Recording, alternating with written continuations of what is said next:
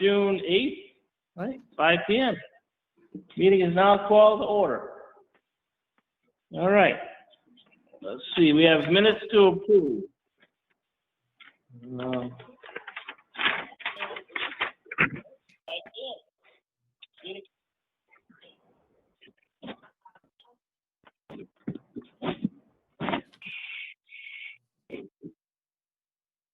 What minutes are we looking at? The last meeting?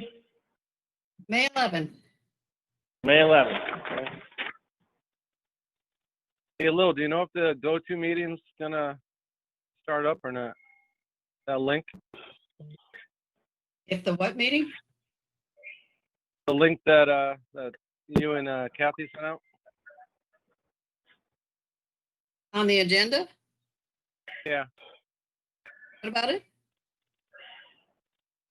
Well, that's what we're on now. All right, never mind. I was wondering if that go-to meeting was gonna, they had that up and running or not. Right, Yeah. that's what we're on right now. That's what we're all on. Right, but, right, all right. It's not like a Zoom meeting. There's no live, never mind. Carry on. Oh, I know what you're saying. Yeah, you're looking for a presentation, right? Yeah, I want to see your faces. Yeah, stay out of the refrigerator till the meeting's over. Yeah. Just come down here to the library, you can see my face. All right, I'm good. so, all right. We can entertain a motion for approve the minutes from May 11th. Mr. Chair, before you do that, I have Yes, sir. one thing. I have one thing under new business, letter from building inspector. As I read that paragraph, I know what it means, but maybe it should be letter from building inspector regarding Dollar General. Okay. Nowhere does it say Dollar General, although it does mention Liscotti Development.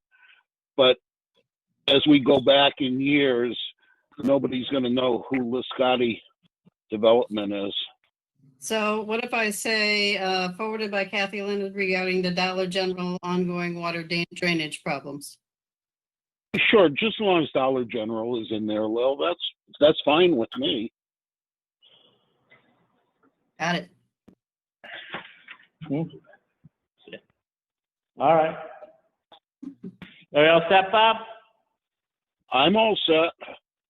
Okay. Yeah. Wait a minute. Hang on just a minute before somebody makes a. I thought there was something else I had here.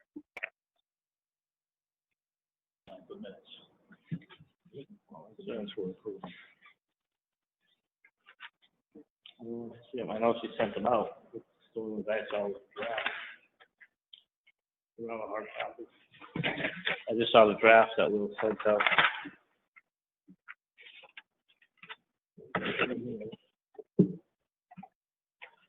Tell you, Lil, we really miss you being here. You know, get things all set up before we get here.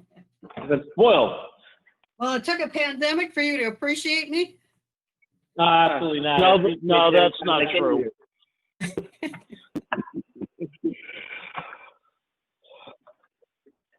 I'll make a motion to approve the minutes as amended for May 11th, 2020. Is there a second? I'll second that. Is there any further? Okay. Is there any further discussion? No? Okay. All in favor? You have, Aye. you have to do a roll call. Yeah. So Jim Thompson said aye. Who's Bob next? Sheehan is aye. Bob Sheehan is aye. Glenn Sexton is aye. Rob is aye. Okay, and Lil. Rob? Okay. And Lil is aye. Okay. So 5 ayes. Correct. All right. Perfect. Okay. So we have an A&R for Barton Street.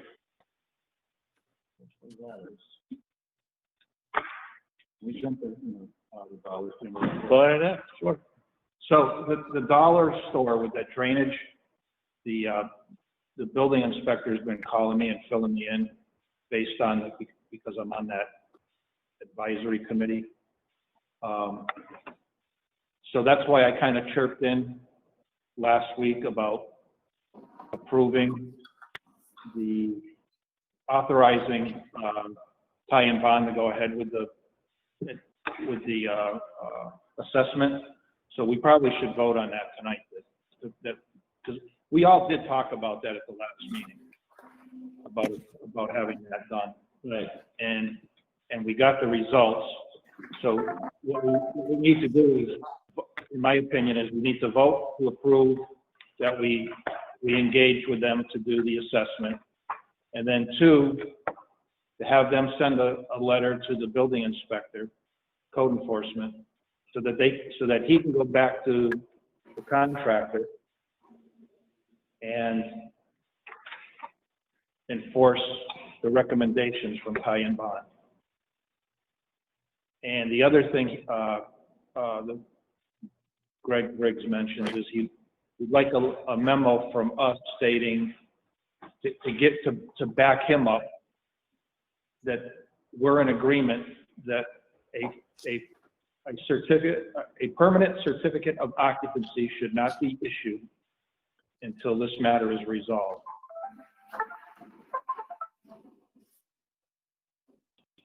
Bob Sheehan would have no problem supporting that memo. Okay.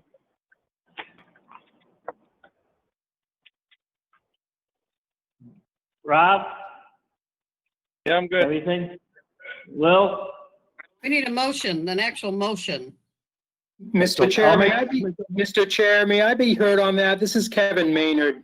I am the attorney for the owner and developer of the Dollar Store project. May I be heard on that? Absolutely, sir. And I know later in the agenda, there is an issue of letter from the Board of Health, and I don't know whether you want to combine that and deal with that all of a piece. The building inspector, Mr. Briggs, was in attendance at a site inspection on the 29th. I was present. Mr. Brubaker from Luscati Development, who's also in this meeting, was present, as was Austin Turner from Bowler, the project engineers.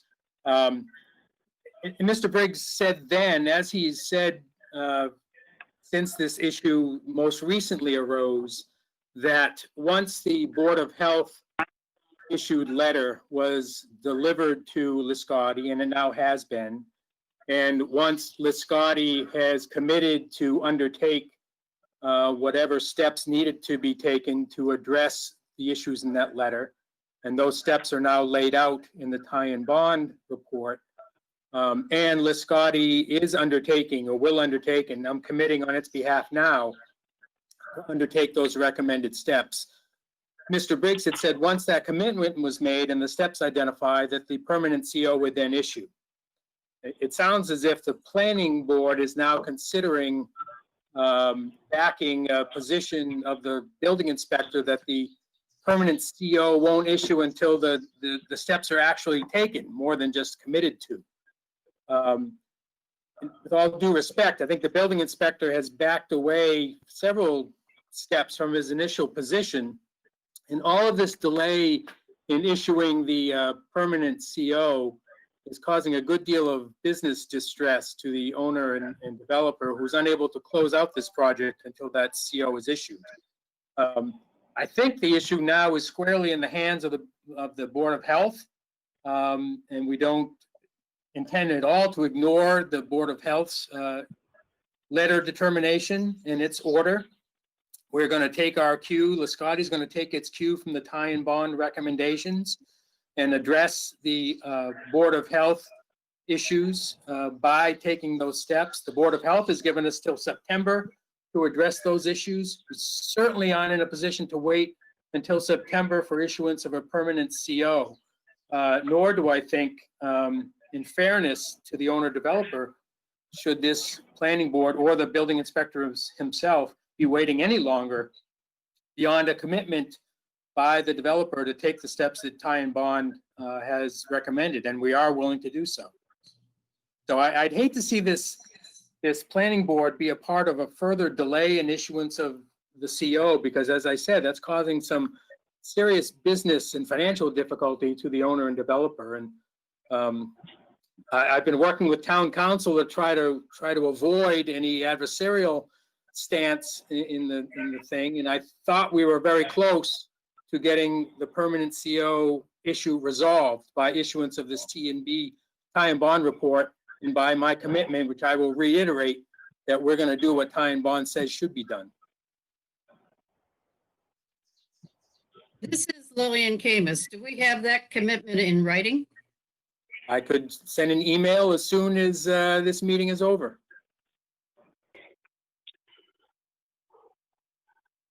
What should we, I guess I'm asking Glenn Sexton, I guess I'm asking though, why, if we wait till if the developer, the owner, intends to do what is asked of them from the letter from Ty and Bond, why wouldn't we just wait until that is done?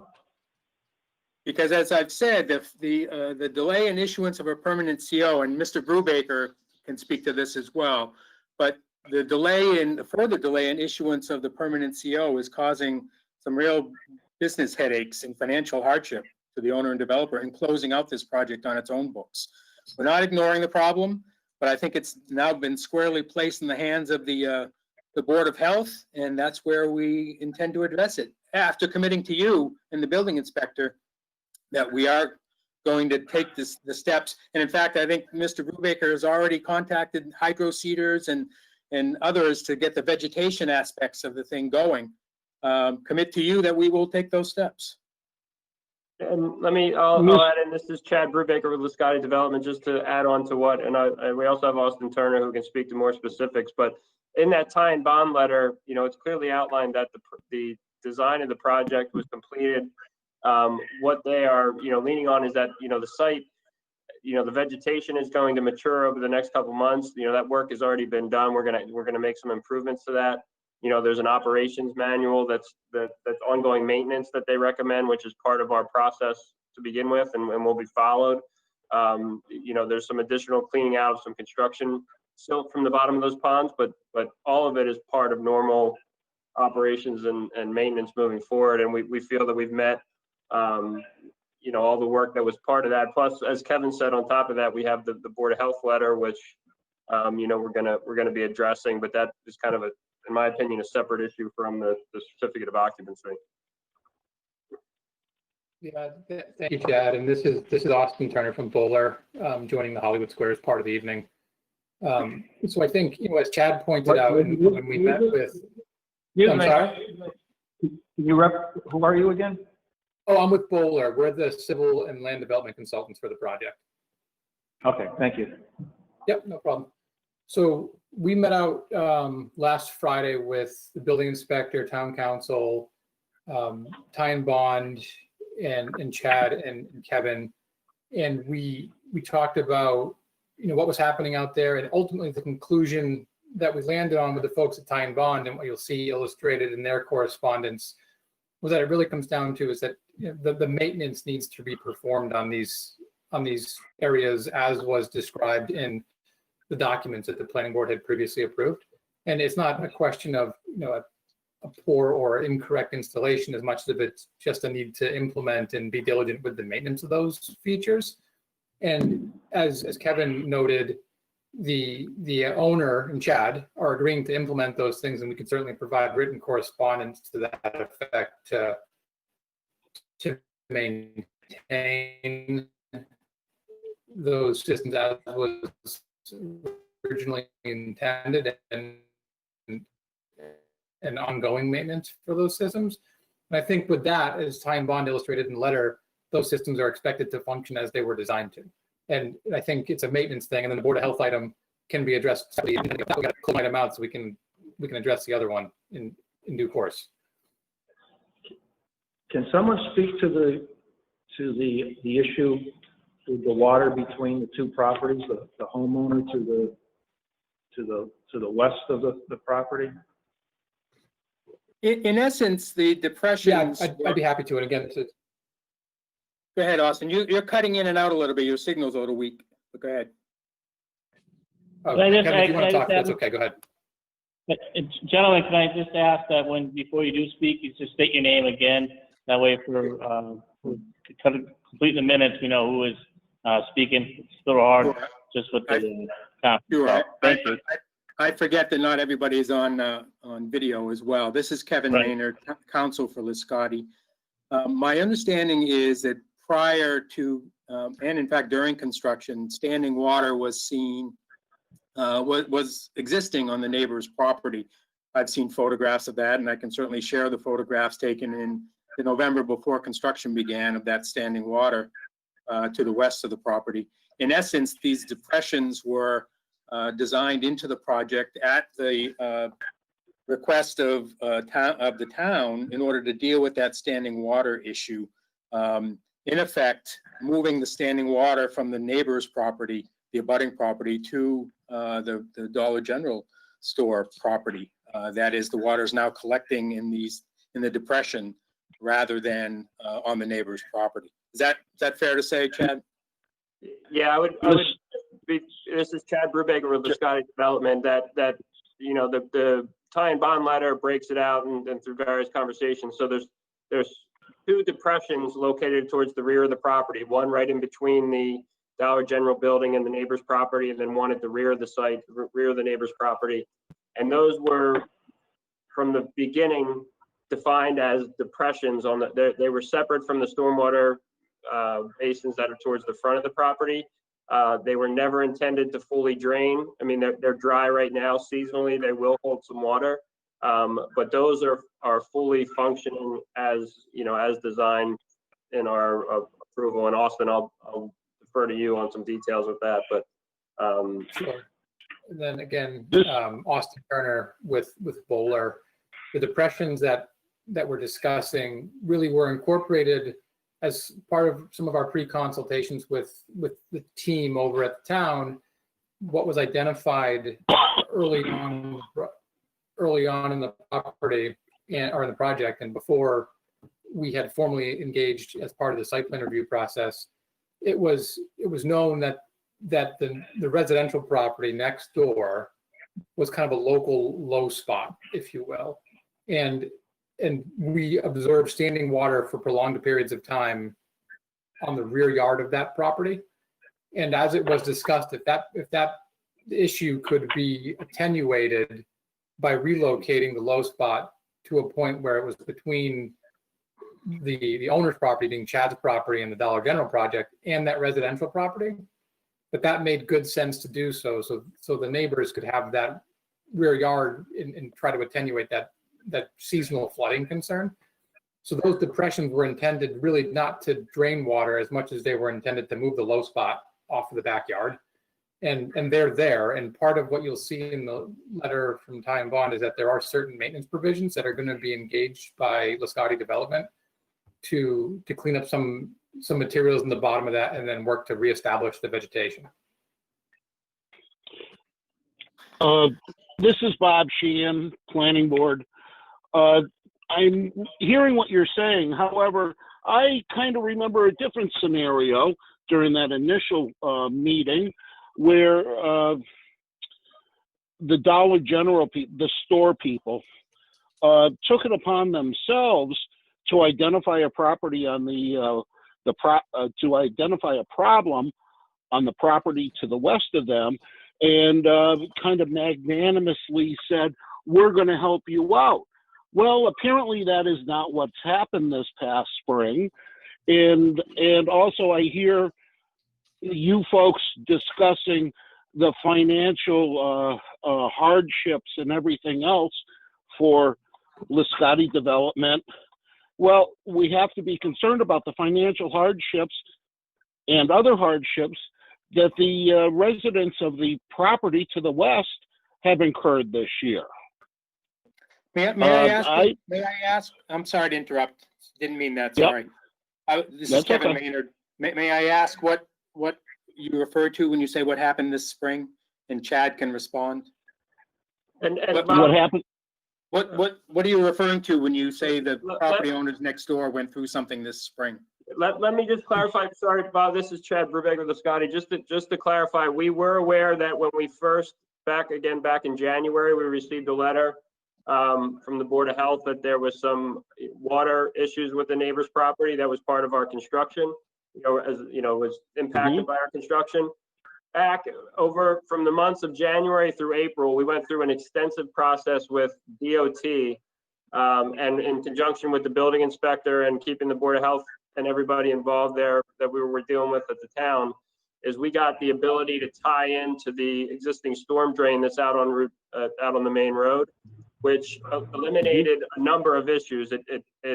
We put in an additional under drain at the request of the town that fed some water that used to flow out onto State Street and would run down the shoulder. That is all now funneling into our front basins and is connecting into that storm drain. So that front storm pond that we were initially having some issues with, there was a spillway there that was causing extra water that would run down onto the neighbor's property. All of that work, we spent quite a bit of time and money and effort to work with DOT to alleviate that issue. And that issue was corrected back in March or April. And to my knowledge, there has been no water issues on the neighbor's property since all that work was completed. And in fact, in my observation from being out there and what I've seen, I mean, the water that used to be on their property, is all now being either captured by our storm basins and funneled into that DOT drain, or sits seasonally in those depressions that are at the back of the property. So I know that there was an issue with the neighbor, but as I've said, we quite adamantly, we took a lot of steps to make sure that is no longer an issue. So it's Kevin Maynard again. It's our position that upon receipt of written confirmation from Liscotti that the recommended steps, or the steps recommended in the tie and bond letter, will be taken, that the permanent CO ought to be issued then. And as I said, I think the building inspector has the responsibility to issue or not the CO without regard to planning board decision, but I'm sure he and we would like the planning board's support for a decision to issue that CO upon receipt of that written confirmation. We think that's what the building inspector ought to do, and we think that's what the planning board ought to support him in doing. And as I said, as soon as I draft a letter and run it by Mr. Brubaker and the client, you will have that tomorrow, written confirmation that Liscotti will take those steps.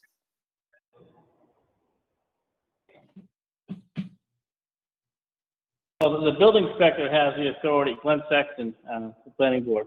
The building inspector has the authority to give the CO. I mean, without, whether we agree or disagree with him. Yeah.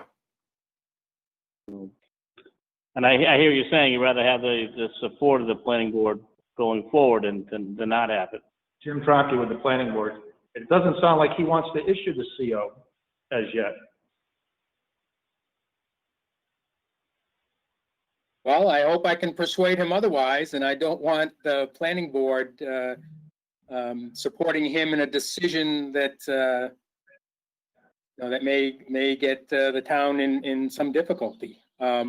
As the chair says, I think he can make that decision if he chooses to without the advice of the planning board. I hope he doesn't make that decision. Instead, I hope he decides to issue the CO on the written commitment that will take the steps needed to satisfy both him and the Board of Health.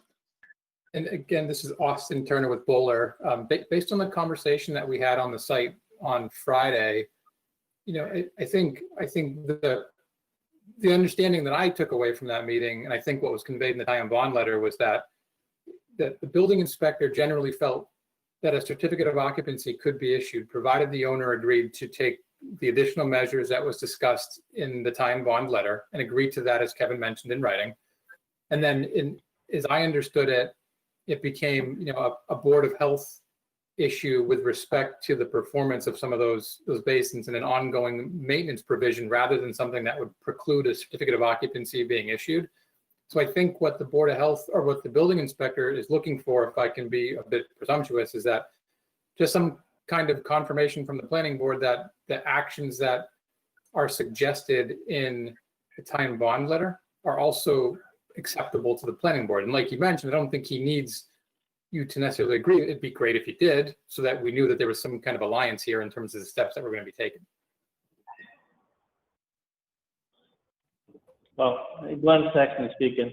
I can't speak for all the planning board members, but you know, with tie and bond, you know, I'm okay with the recommendations, and if that's something that I guess you can agree to, and the building inspector and his position agrees to it, then he can, you know, he can issue the CO. That's up to him. Certainly. And I think we'd like to go back and just say, the planning board generally feels comfortable with the recommendations in that letter. That's our perfect world scenario.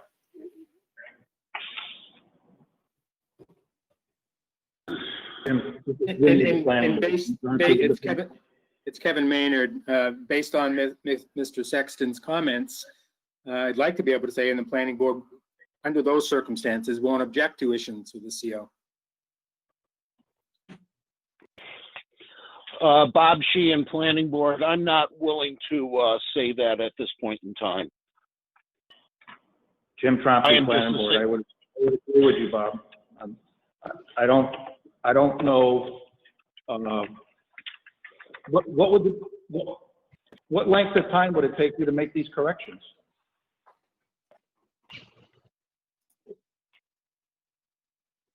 Well, I don't know that it's the length of time to make the corrections is what's particularly telling. My guess is the Board of Health is going to want to see that the corrections taken have an effect on what they have deemed a public nuisance. We're going to challenge that determination, but they've given us until September, I think, more to see that what effect those steps have. Which again is the Board of Health issue and not the building inspector issue. But Bob Sheehan, Planning Board. However, though, since we're putting words in the building inspector's mouth and he isn't even there or with us this evening, how do we know that the Board of Health is or he's not relying on what the Board of Health has to say in time regarding time periods, completion, that kind of stuff?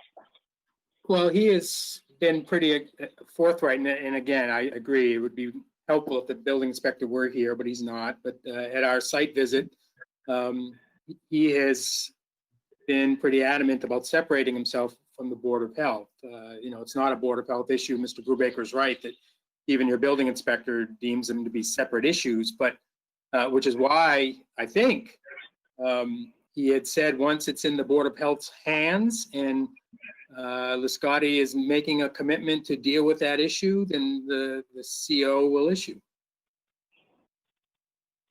So I don't know. Okay. Go ahead, Mr. Sheehan. No, please continue, please.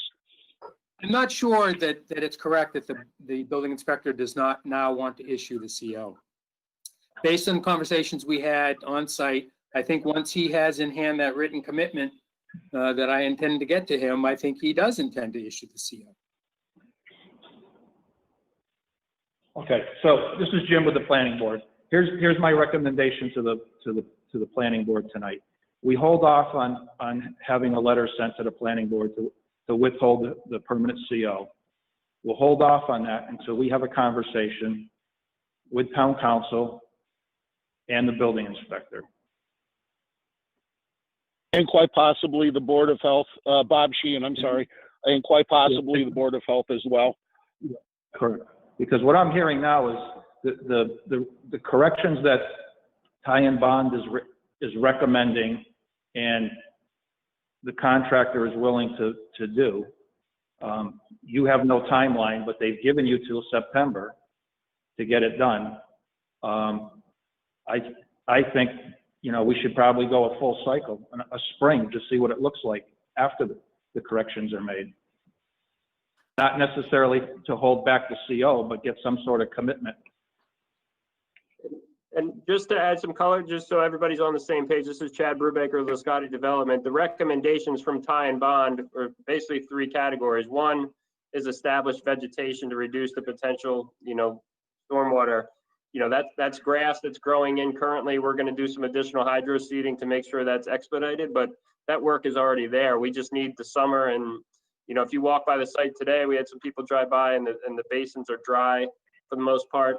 The second piece to that, so there's the vegetation, which will grow in over the summer months. There's the maintain the sediment forebays and the basins per the O&M plan that was provided and agreed to, which calls for cleaning those out every 3 to 6 months, which will be followed.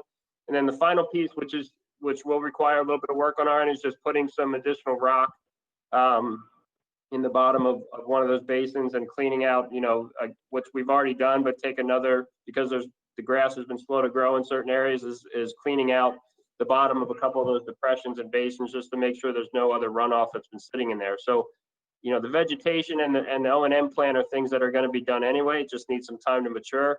And we're taking the extra step of doing some additional, cleaning of the site and,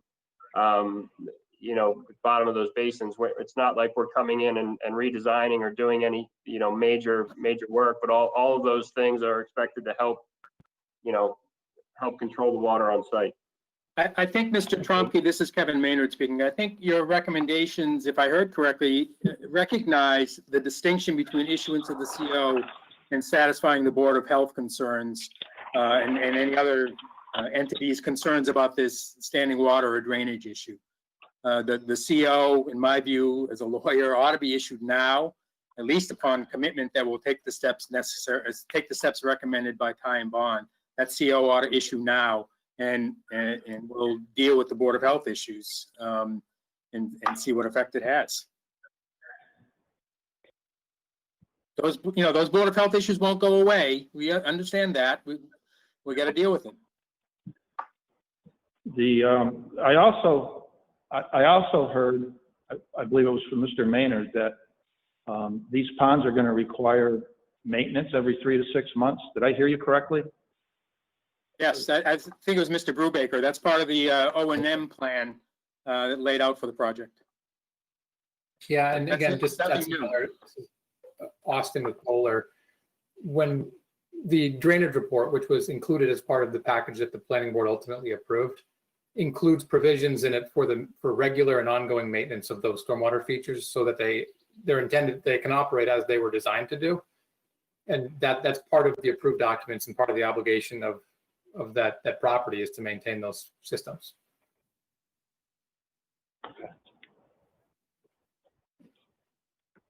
If I may, this is Ken Camilla.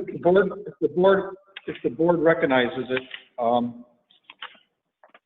I will follow up with town council and the building inspector if the board wishes me to do so. Will, you have input? I agree with Jim. I think we definitely need a motion so we can vote on it to give him permission to do that. Rob, If I may, this is Ken Camilla, PVPC. yeah, Hi, can Ken. you hang on one? Rob, do you have any input? No, I agree with Jim Tromke. All right, gentlemen, sir, I was just speaking a second ago. You can speak now, please. That was Ken. This is Ken. Okay, Ken. I can hear you. Ken Camilla from PVPC. Obviously the board can act however they wish. As the chair mentioned, the CO is a separate part of the permitting process. So with the CO, the building inspector can issue it based on the planning board's approval of the original site plan approval. So with that said, and as Mr. Turner suggested, the O&M plan is a component of that approval.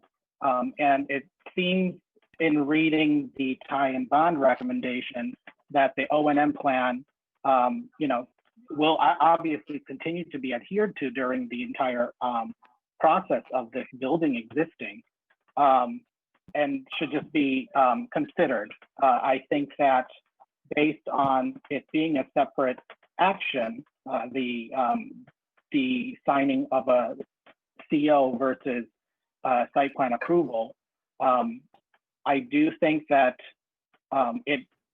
at the end of the day, the building inspector can act however he wishes to, with a recommendation by the planning board if they choose not to, or in their motion suggest that you're going to wait for certain pieces or whatnot. The building inspectors could still issue the permit based on that separate permitting process. And because, as I would suggest, is that the planning board's approval is there already, and the planning board has approved all of these other documents, of which Ty and Bond has recommended, following up with this O&M plan. That it's a separate process, and I think the counsel for the developer will, and the developer will move forward however they wish to, after the planning board makes its decision on how to move forward with it. It's just a observation of the process. The planning board, I feel the planning board's action here is specific to a recommendation, not necessarily a granting of the certificate of occupancy, which is the procedure that the building inspector would be following through with.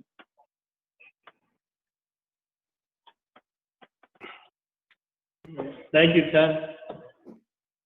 All right, so what I'm understanding, listening to the other members of the planning board, you're agreeing with Jim in regards to following up with town council?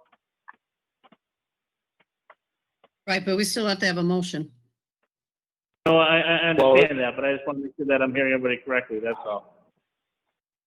If I'm not, Bob Sheehan, if I'm not mistaken, it was not only town council, but building inspector and Board of Health.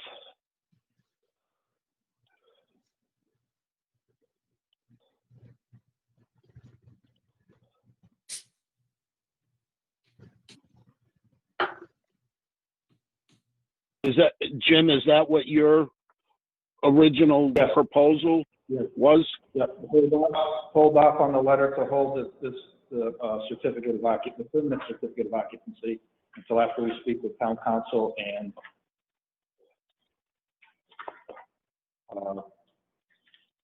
building inspector. Just to clarify, this is Kevin Maynard. You're suggesting to hold off on any recommendation until those, you've conferred with those Yes. people? Yes.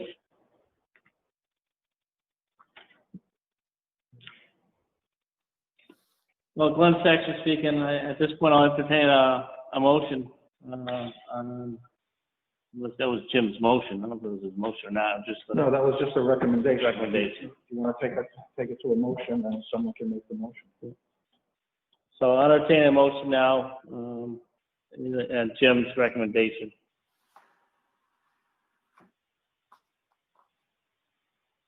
I'll propose a Jim- motion. Make sure I have it right. This is Lillian Camus. Okay, Will.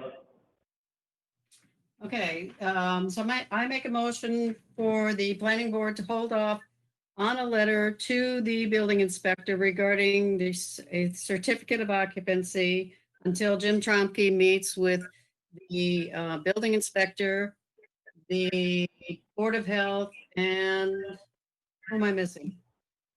Town council. Town council. Is there a second to Lil's motion? Did we want, Bob Sheehan, did we want just Jim doing it, or did we want to have this, the board doing it? The planning board doing it? Well, it would be the planning board doing it, but Jim, as a member of the planning board, would be the person making the contacts. Okay, understood. I will second Lil's motion. Bob Sheehan seconds Lil's motion. Any further discussion? Okay. I would ask that yeah, but this is something we're gonna do. I'd like to expedite this as quick as possible. And I'd like to put a time frame on it as well, to have Jim meet with the town council, Board of Health, and the building inspector. And at that time, schedule another meeting as soon as possible to bring this to closure in a matter of speaking. I would like us to do that. And so with the motion, I'd like to add to that motion a date and time frame that I will meet with everybody by the end of the week. Okay. Yeah. So Jim says by the end of the week, someone has a calendar. Can someone give me the date for Friday? 12. 12, okay.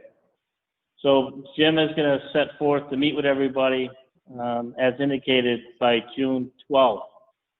And if so, and Jim's able to do that. As soon as I've met with everybody, I'll send out an email copying everybody in, including town clerk and building inspector. We won't vote on it, just to give everybody knowledge of what they're, that I've met with them. Okay. But and then Bob Sheehan, go ahead, Bob. I don't know about the Board of Health. I believe the Board of Health meets a week from tomorrow. If you talk to the Board of Health, you're probably going to be talking to one member, meaning the chair. If you're good with that, that's okay. But as a board as a whole, I don't believe their next scheduled meeting is until a week from tomorrow. Well, if the chair can speak for the Board of Health, that's on his discretion, and they're board members. Who from the Board of Health was out there last Friday at that inspection? Did someone tell me who it was? I don't think anyone was there from the Board of Health. Oh. So I'd reach out to Dick Bombardier.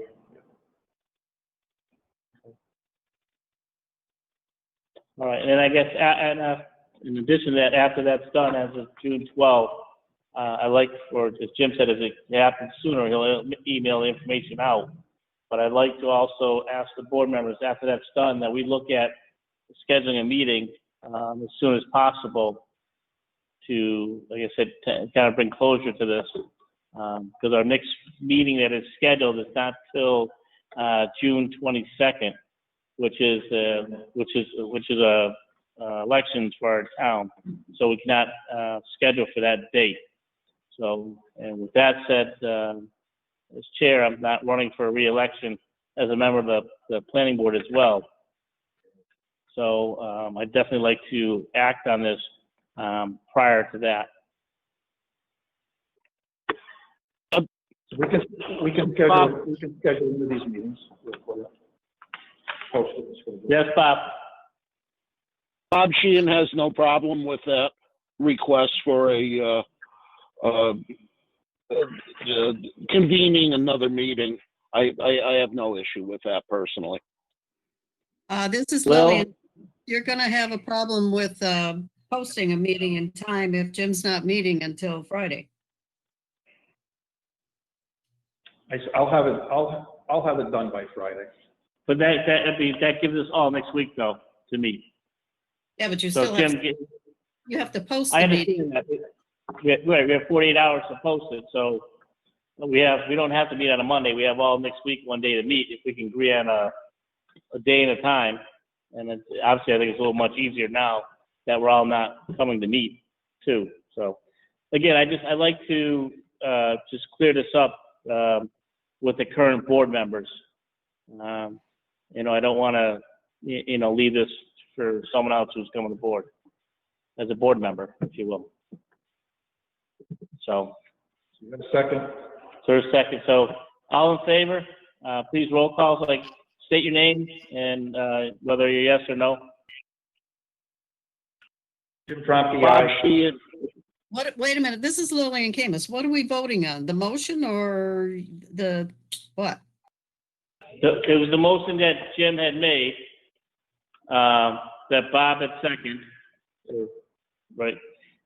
And I just wanted to add it on to that motion, that we give a time frame, which Jim said by June 12th, this Friday. He'll meet with the individuals that we discussed. I also asked that as part of the motion that we try to meet as a board after that information is done before the town election. If it can happen, it'd be great. If other things happen and it can't happen, then that's okay. But I've asked if it can happen, that I appreciate it, that does happen. Okay. That's The what I meeting for the planning board. Okay. So Jim Tromke, yes. Bob Sheehan, yes. Lillian. Bob Sheehan, Camus, yes. Lillian Camus, yes. okay. Rob Chauvin. Yes. Yes, yes. And Glenn Sexton is yes as well. Okay.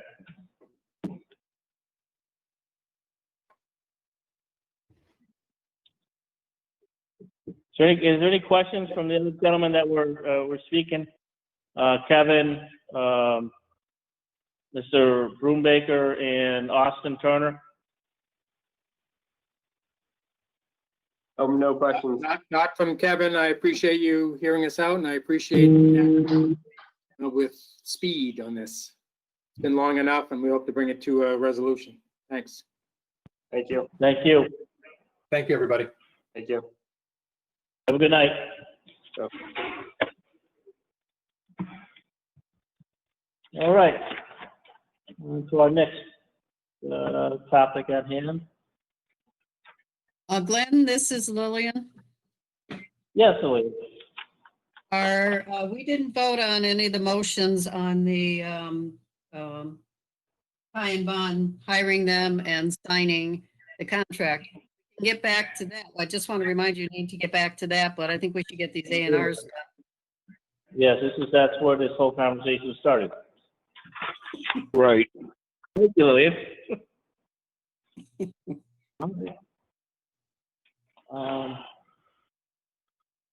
I'm going to make beforehand too, I want to check in with our town administrator as well.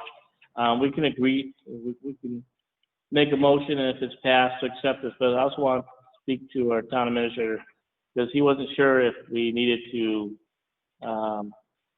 the planning board had to have Ty and Bond do it, or that was going to be done through,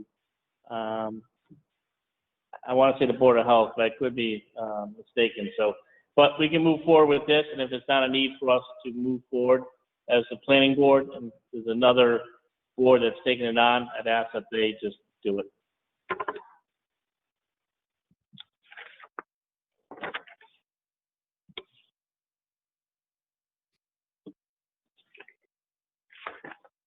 So everybody's seen the letter for the post-construction for peer review services for Granby Dollar General, West 8th Street, Route 202, Granby, Mass. It's from Ty and Bond. I have Bob Sheehan. I have Lillian Camus. Rob? Yeah, I saw it. Okay. I'll entertain a motion to approve said contract with Ty and Bond to perform said services? So moved.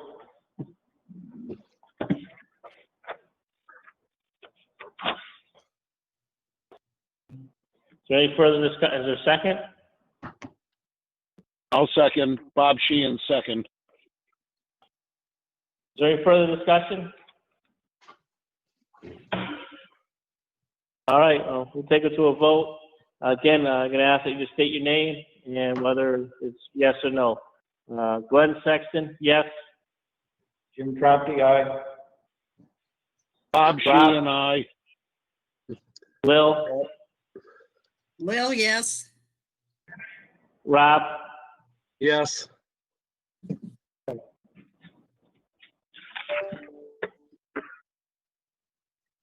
we go. All set.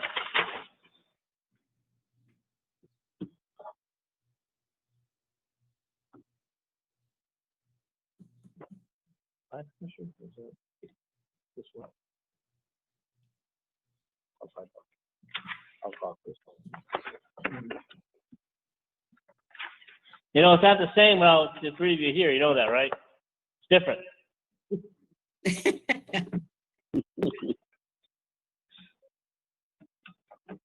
All right, moving forward. We have an A&R. An A&R for Barton Street. A&R for Martin Street.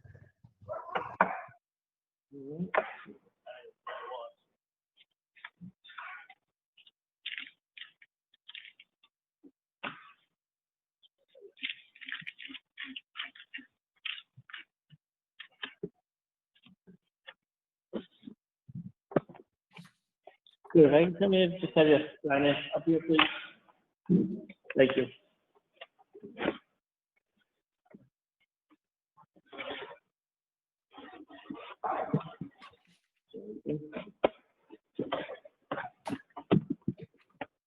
Glenn, you'll have to let me know who's there in person for that so I can write it on the minutes. I will. Now let's call it.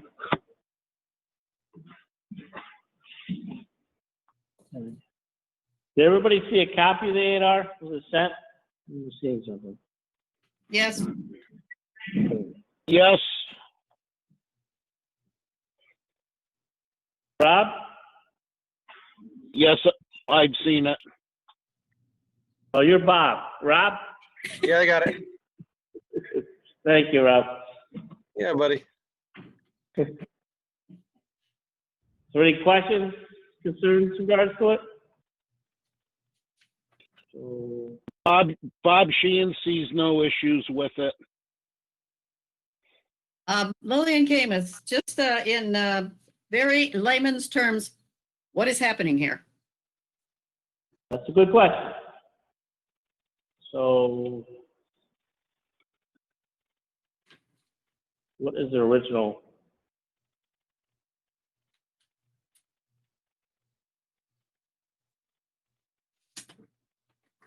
We don't have anybody representing this property with us. No, no one's here.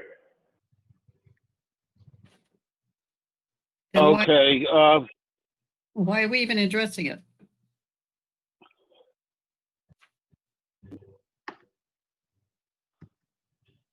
They don't have to be here for A&R, but we're gonna need further information though. no, this is Bob Sheehan. Knowing a little bit about this property, it appears to me, this was one big piece that went from Barton Street all the way to Phillips Circle. And now it appears to be being subdivided or being divided with a new property line right at where the tree line is delineated. So that you have this is my assumption anyway, so that you have a lot coming off of Barton Street and again, a separate lot coming off of Phillips Circle. So it's kind of an estate lot the way it comes in from Barton Street? That is Yeah. correct. Okay. Yes, that's it is. So it's lot 11A and a lot 11B. Correct. And the other one, the little one in the front there isn't even labeled, so that's not part of the plan. The little one in front, not even labeled. The one on Barton Street, Lil? Yes, yes. Yeah, number 34 Barton. That Yes, there is an existing dwelling on that piece. so that's not what we're talking about. We're talking about just the two, No, one piece turning into two.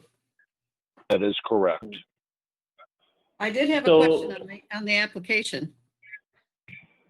Okay. With the application. You had the, My do we question all is that have is the first part, maybe Bob, you can speak to this, up on Barton Street, was the 50 feet of frontage, was that always part of the whole lot, or was that part of the parcel next to it? No, that was always part of that lot. That George Galusha used to own this property many, many years ago. I tell you, Bob, I'm always amazed, and someone that hasn't lived in Granby his whole life, but just like, people remember, well, that's so-and-so old property, that's so-and-so's old house. Yeah, well, to give you an idea, I had worked for George on this property when he owned it, and then somebody else was brought in for a different party to buy it. You know, like this has to be a dozen years ago I worked there. I see no necessity to recuse myself at all. I haven't been involved with this property for years. Hey, Lil, what was your question on the application? number 3 and 4, If you- What's being approved? book, Deed of What- property, record, Hampshire County Register of Deeds? right. It references book 11076, page 60. The next one down, Okay, Plan Book 219, page 24. Why are they different? One's description and the other one's recorded deed. Yeah. It's two different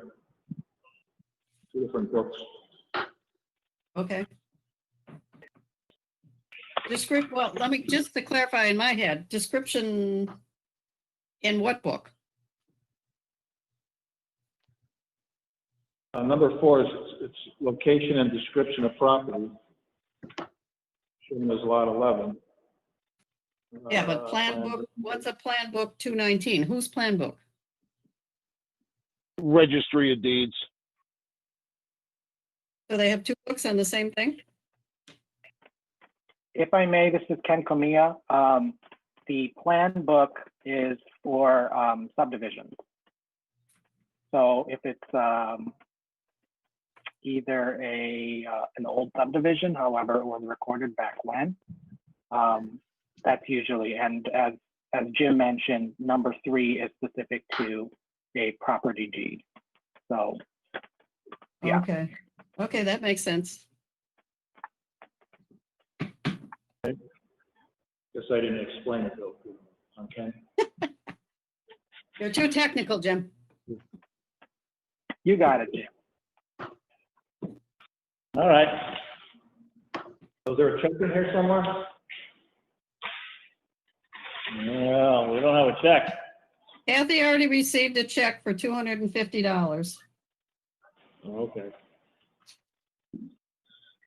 All right. Well, that being said, I'll make a motion to approve the plan. It looks like it meets all the specifications for access. Is there a second? I'll second Bob Sheehan. Again, all in favor? Glenn Sexton, aye. Jim? Jim Tronti, aye. Rob? Rob Shogan, aye. Lil? Aye. And Bob? Jim? Aye. Aye. Notice how he mixes it up as he calls us. Make sure we're Yes. Keeping us on our toes. You know, I don't do it on purpose. When I start calling out the names, I realize I did that. So I can't go back and start over again. All right, so, we need, what, 3 signatures at least, right? Yeah, we'll sign and then we'll leave it down at town hall. Okay, so you guys can go down and sign at town hall? At least one Okay. person? Who's going to take it to town hall? I'm gonna leave them here, ask Kathy to pick them up, because last time I took them, she came by looking for them. And I got Okay. yelled at. So, I'll leave them here. You did good learning.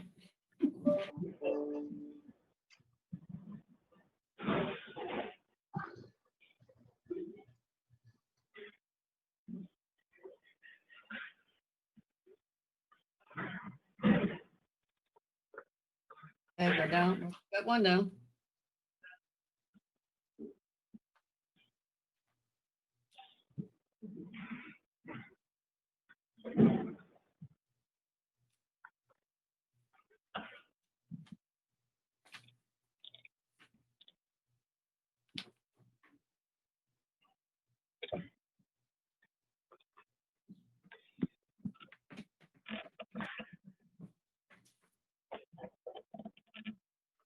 Just bear with us, we're signing the A&R right now.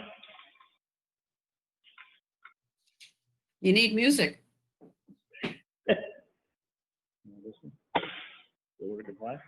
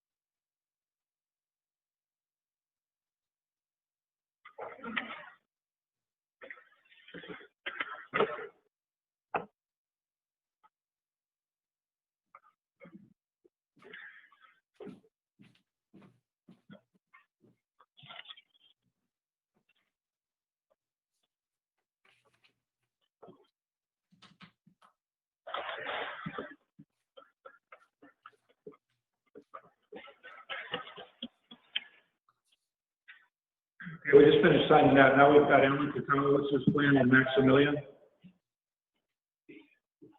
Don't forget, we have a public hearing.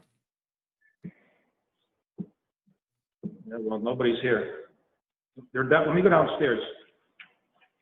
For a minute, because I know a couple of people just came in down there. We currently have all of the ZBA 4 members present at this meeting.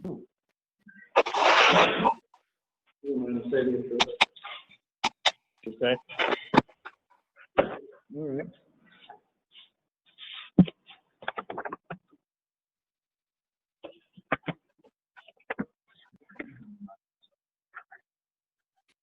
Yeah, we can do the other ones. What times it on?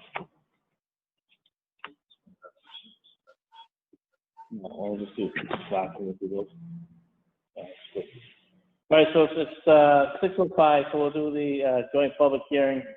They consider a petition by Guy and Charlotte Cody seeking a special permit under section 6.2, site plan approval under section 6.3 of the Granby zoning bylaws, an applicant of section 3 regulation 3.7.2.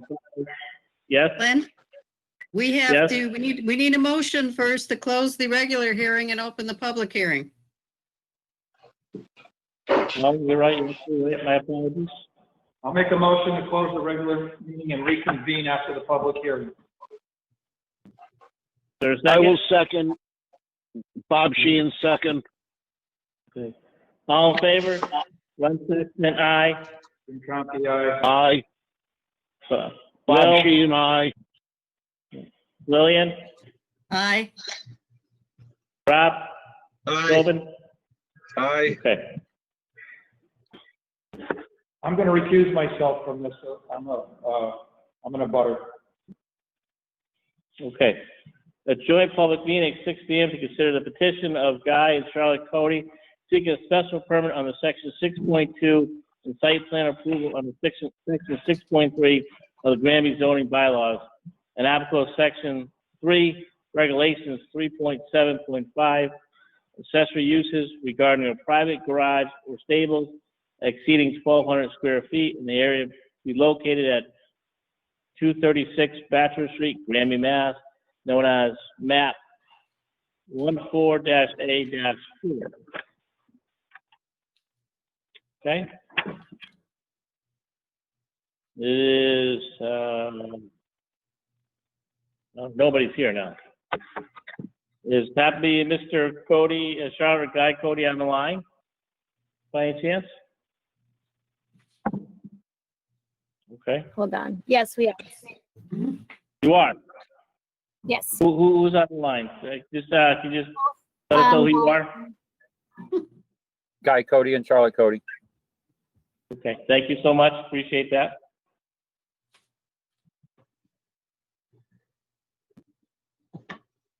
So,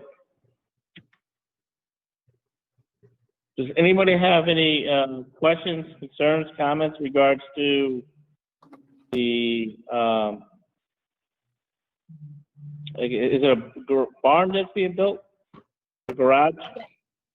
It's a barn. Okay, barn. What's the actual size of the barn? It's 40 by 80.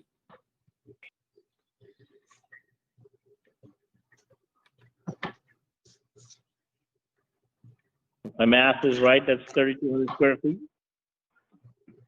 That's correct. Mhm.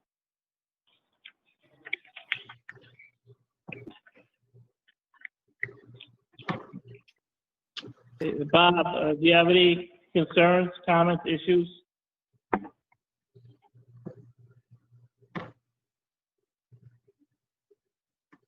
Bob Sheehan? What's the purpose? Okay, at this time, just the ZBA was just questioning again. This is the sole use for personal use only for livestock, correct? Correct. Okay. And you understand that the limitations that the ZBA could be put forward, or that will remain in force, that would be the only use they'd be able to use it for. It would not be able to be used for commercial property or businesses, correct? Correct. Okay. I believe that's the only question to the ZBA at this time. What is the ZBA? This is Bob Sheehan from the planning board. Charlotte and Guy, when you say it's a barn for livestock purposes, there's going to be a concrete floor throughout the barn with livestock on it? The concrete floor is going to be a half of the barn, and that's where the cows will stay. The other half will be hay and equipment storage. Okay, the only reason I question that is under foundation notes of the plan that you submitted, it says that the minimum slab size shall be 40 feet 5 inches by 80 feet 5 inches. I was just curious.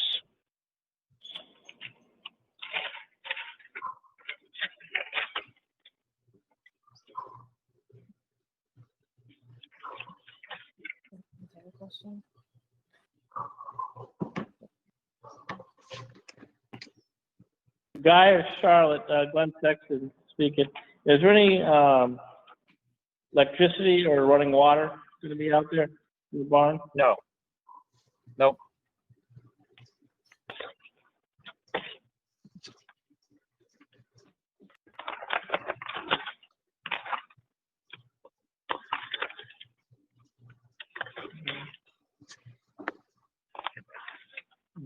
Lillian, Lil, you have any comments, issues, concerns?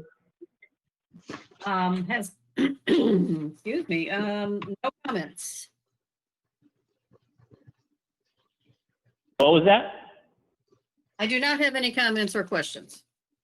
Okay. Rob? No, I'm good with it. Okay. I don't know if other people are online or not. Is there any questions or concerns, comments from the public? And if you do, I'd ask you, please state your name and your question or comment this time.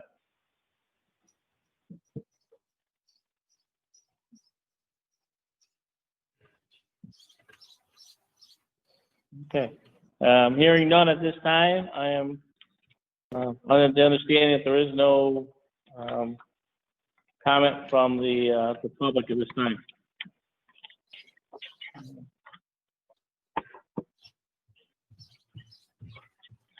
With nothing further on this, we have the input from the ZBA, nothing further from our board, the planning board. I'll take a motion to close the public part of the meeting at this time. Bob Sheen will make a motion to close the public part of the hearing. Okay. Is there a second? Rob Chauvin will second. All right. Any further discussion? No, hearing none. Glenn Sexton, aye. Rob? Aye. Lil? Aye. Bob? Aye. All right, so we have 4 ayes. And as we know, Jim Chomsky excused himself from this. Okay. So at this time, if the planning board has no further questions or comments in regards to it, I'll ask that I'll entertain a motion to approve the barn located at, bear with me, please.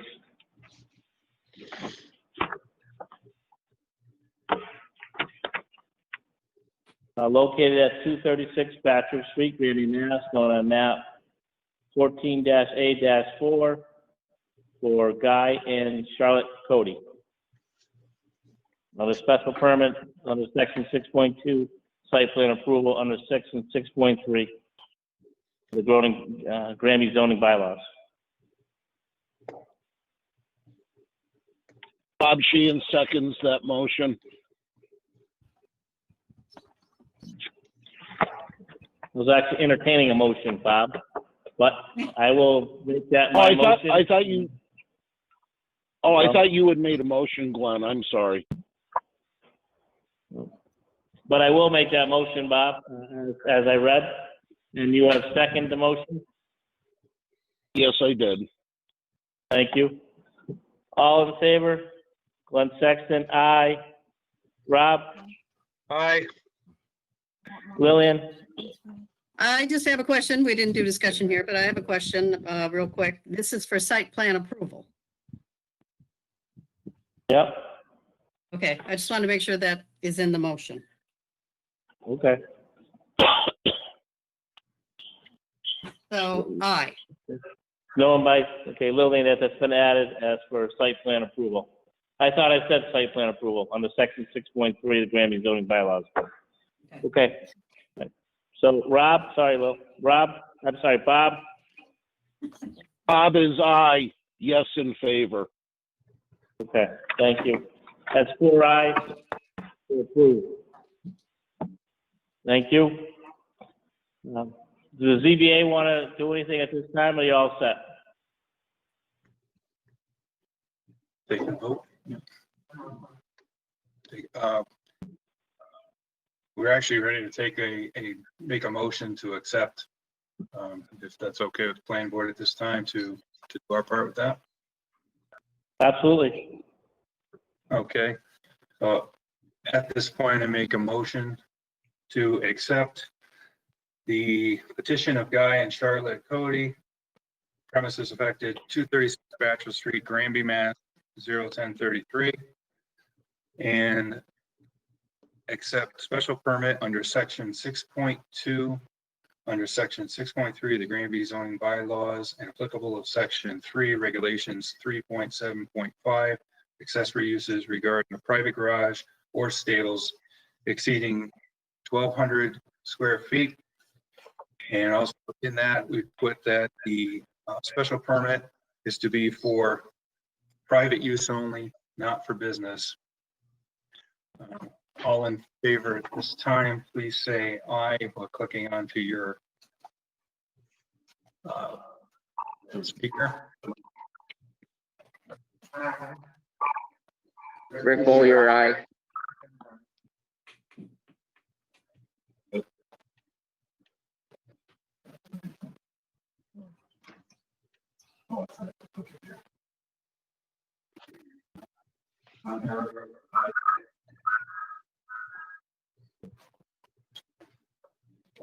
Jeremy Carrier, aye. So at this time, we have a unanimous decision in favor of accepting the special permit.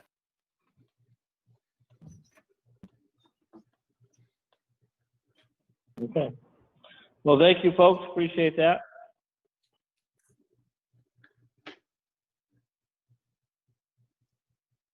All right, so we're now back to our regularly scheduled board meeting for the planning board. Bear with me for a minute. I need to go find Mr. Tromke because he excused himself, so.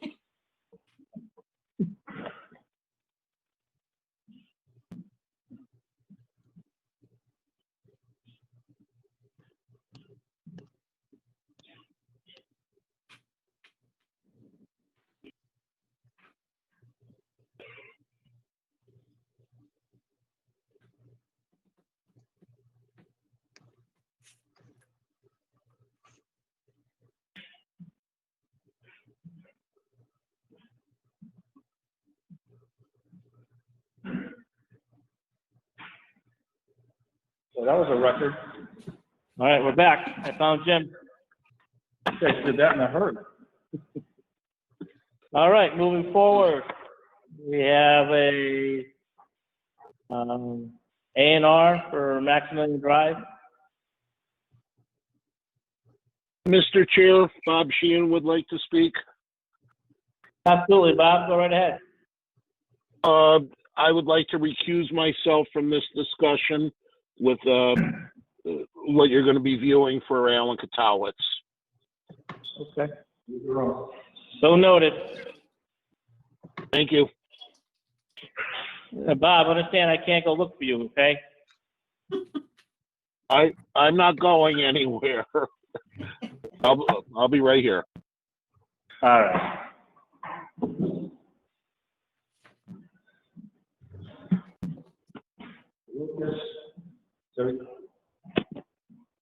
Let's see.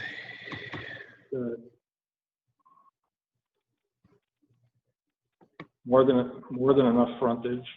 It's an estate lot. Okay, actually, it may not be an estate lot.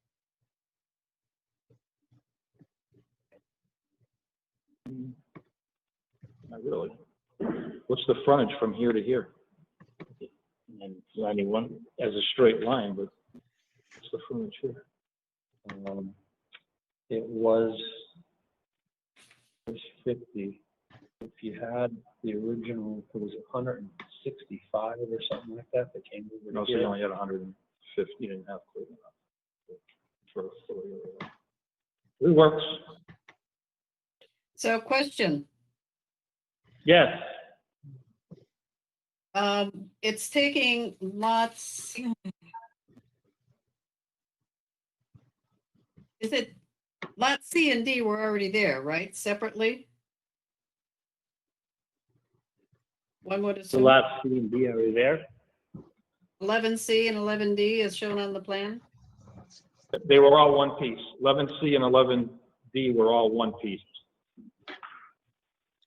Okay, so now 11C is gonna be a little one all by itself, and 11D is gonna be the big chunk over to the right. Correct. And the frontage on 11D looks like it's 91.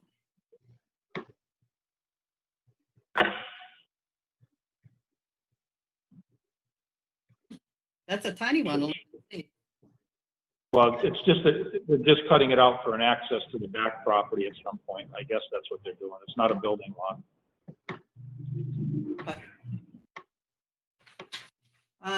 And Kathy has received a check, or 2 checks totaling $250. Okay? Yeah, that's who they received it.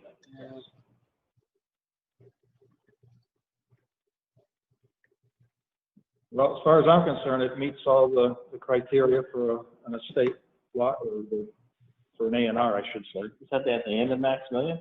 Yeah, near the end.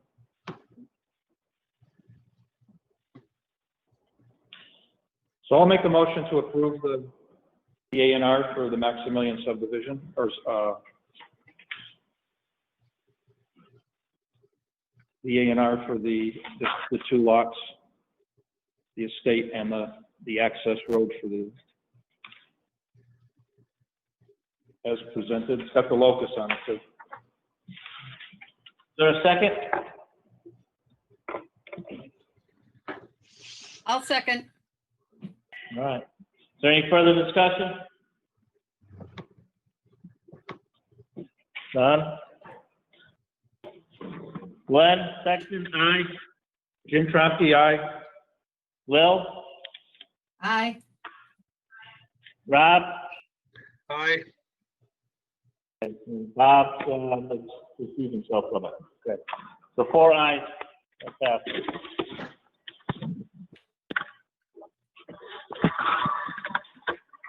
We've got another one here.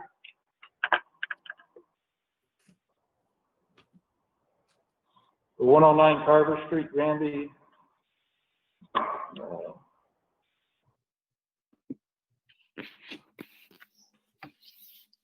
And I believe they're online now.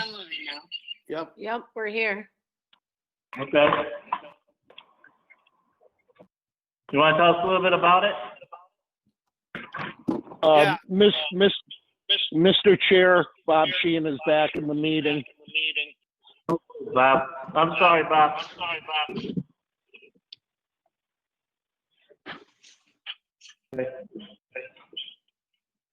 Do you want me to tell you more about it? Yeah.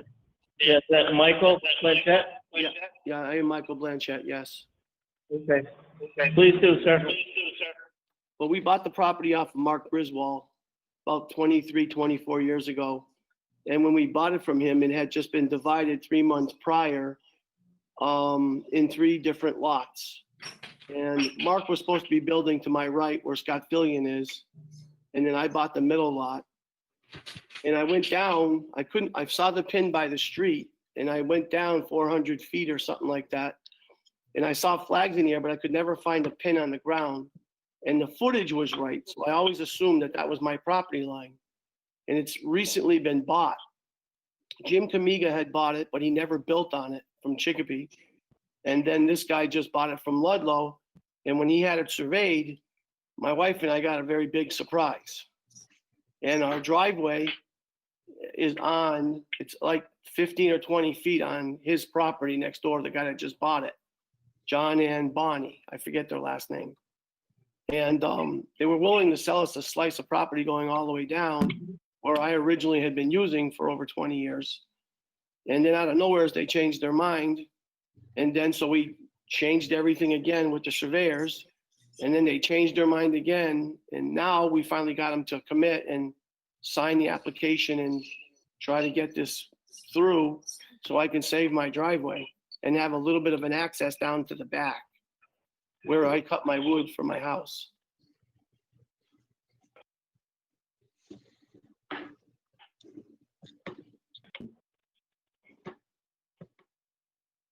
So, Michael, this is Bob Sheehan. Yep. So you're just, the only change to the property lines is those little jogs, Yeah. parcel A of 4,600 square feet. Yeah, they're giving us our driveway and what I have to do now to get access to the road down, you can't really see it on the plan, but I have to blow out a big, huge hill and make like a driveway to go down there, Access. and like an access area to go down into the back where I split my wood. Because we burn wood in the winter time, and I usually store my wood down there and split it. So they're just trying to, you know, how would I say it? They're being impossible.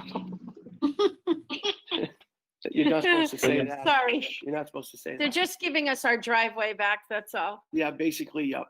They've changed their mind a few times. Can I ask a question? Sure. Why is the seller not? Pardon me? Hey, I just want a quick tip. Does someone have like a 2 cell phones on the same room? So we're getting a lot of feedback now. There's no cell phone, it's just my computer. Is it echoing there? Is it echoing? It is. We're hearing everybody twice. Glenn, you're Oh, he's echoing to me. Yeah, you're echoing to me, Glenn. Well, you're echoing to me too. Lillian's not Right, so echoing. Let's give ourselves a little more time in between. Yeah, that's all. Just a little more time to speak. So, why isn't the seller representing this? Why is the seller what? Why isn't the seller representing this? Because they've agreed to sell it to us by signing the application. As far as I know, that's the only thing they had to do. I had asked Kathy Leonard what I needed, and she said all the paperwork that I presented to her was correct. Okay. So your name? What's that? I can't hear him. Say that again, please. Michael and Ann. Blanchett. We're the buyers.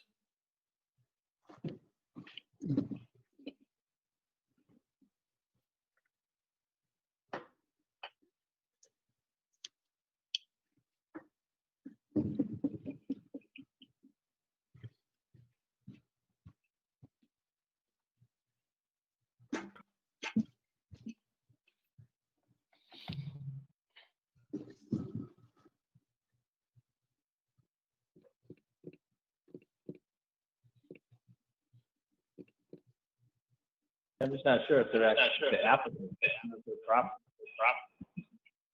Signature of Lumen.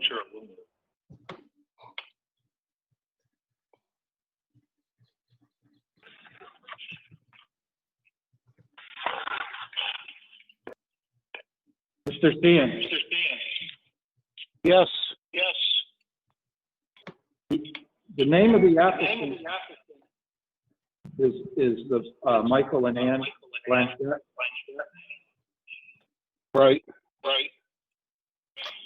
We've got a signature of the owner. Yeah, they signed, Bonnie and John signed the application where we were told to have them sign. Saying that they were selling us the property.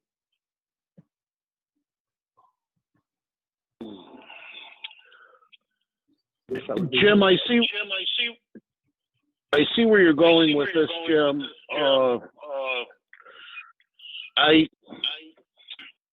I almost wonder if those signatures should have been notarized. No, not so much that. I guess I'm okay with that. The name of the applicant should be the name of the site, not the person.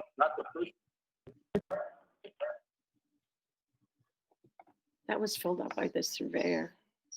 What was that? The surveyor filled out those paperworks, not us. What are you guys saying about the paperwork again? We can barely hear some of the people when they're talking. Yeah. Some are clear and some are like really, really distorted. The name of the applicant should be the seller, the buyer.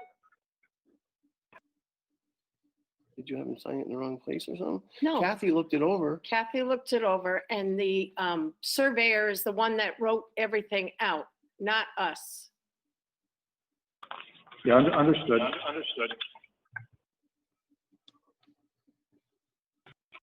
Just want to make sure this is correct, so if we approve it, we go up to the recorder, and pick it back. Okay, I understand. We just never did this before, so we don't know what we're doing. Ken, do you have any comment? This is Ken Comey of PVC. I do think that the planning board is covered with regards to the ownership of the parcel being on the application. I've seen it where that signature could be notarized at times. With the recording of this, should the planning board approve it would allow the Blanchett to identify that parcel with the parcel A now on their total parcel. And it would just a recorded deed probably would also follow. I'm not quite sure. I'd have to look at that, but I believe that would be the case. Mr. Chair, Bob Sheehan here. I really didn't get any of that. I'm having an awful problem with this echo. Yeah, we all are back right now. Okay.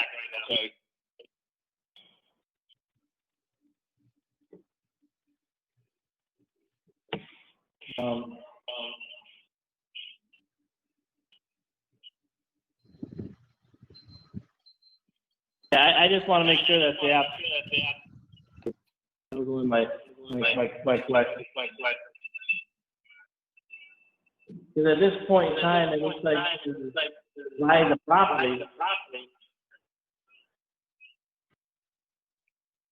which I thought would come from the owner, and then the property would be sold.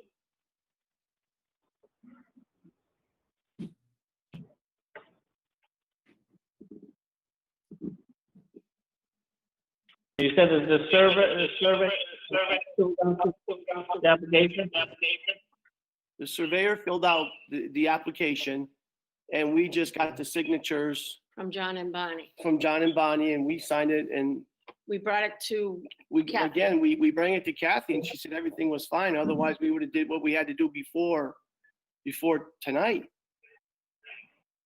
So No, we're naive to all this. I've never done this before.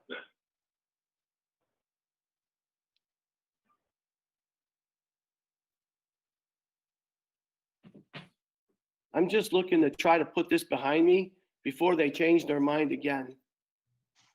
That's what I'm really worried about. No, I understand that. They've done it, yeah, they've done it 3 times already. And every time they change their minds, we lose more and more and more. And I'm just trying to save my driveway. That's all I'm trying to do and get an access road of my own to the back. I'm not trying to pressure you by no means. It's just been very, very stressful on my wife and I. It sounds like never mind. I thought the feedback was being right now.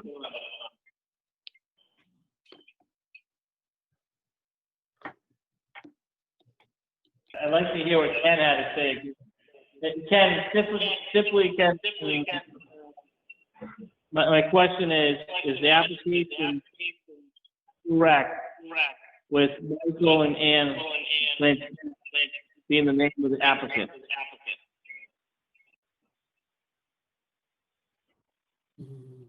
I think that because the application is signed with the property owner of those particular parcels, you know, it is a comment on whether or not you would want the form to be notarized to ensure that the signatures were collected appropriately. I do think that, as I mentioned previously, that a recorded deed would probably follow that, and would reflect the new parcel that the Blanchetts would have outlined now with the planning board's approval with A&R. Can I tell you something? When I spoke to Kathy, sorry, I'm Ann Blanchett. When I spoke to Kathy, she said after everybody signs this, then our lawyer will take it down and file the deed down in Northampton. I already know all that. Right, we understand that. The only thing that was to make sure that it was correct was, and you and yourself and Michael as the applicant. We just don't want to go down there and be kicked back to the deed. That's all. Okay. Okay, thank you.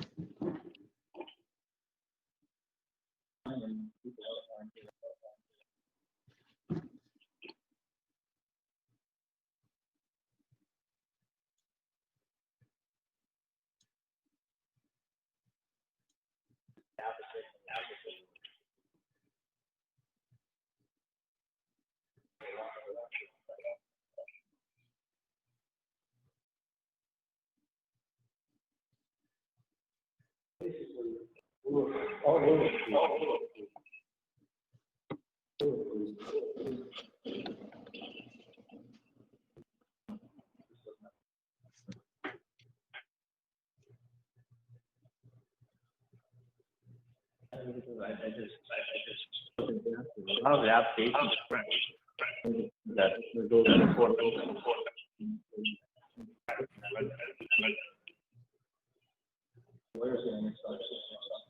Always something.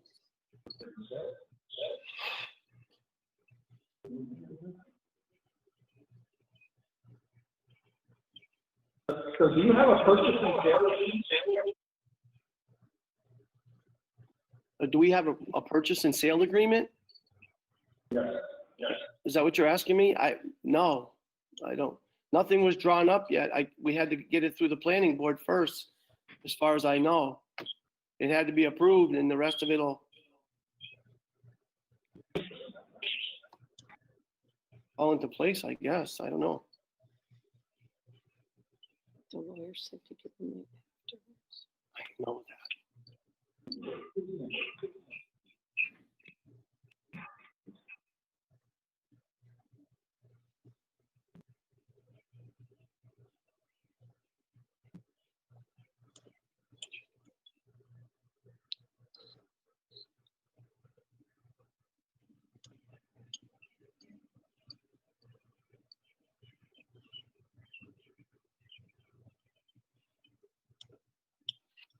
Mr. Sheehan?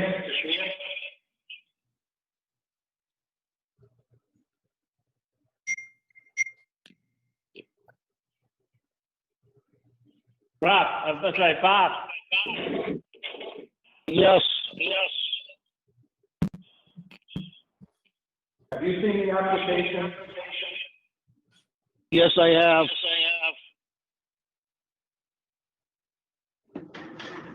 Do you see any issue with this? Could you repeat that, Tim? Do you see any issue with the application? I'm sorry, try that again, please. Do you see any issue with the application?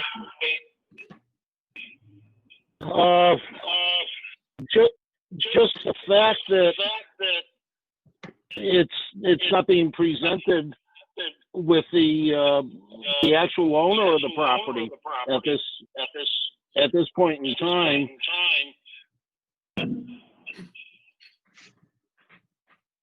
This is Lillian. I have a question. Yes, Will?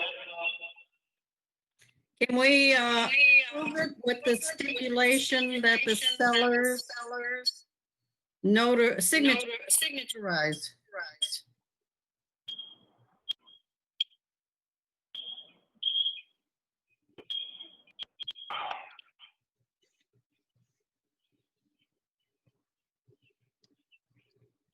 Why were we not?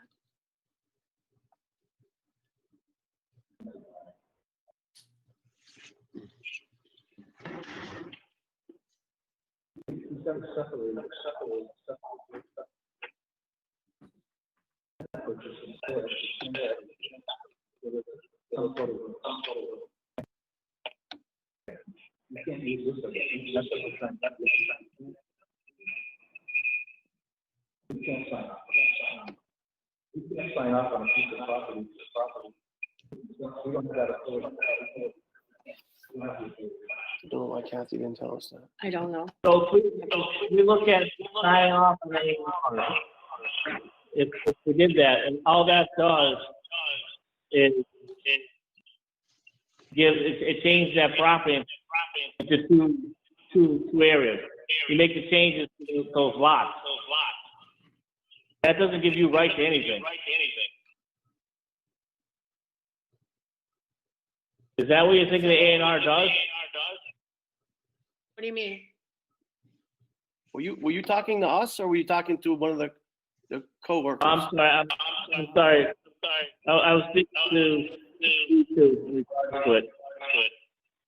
Oh my God, this is the worst. I can't understand half of the stuff you guys are saying. Not to be rude, please understand. Some of it comes out good, and then all of a sudden the rest of it's all muffled. Yeah, I know. It just somehow. We heard everything.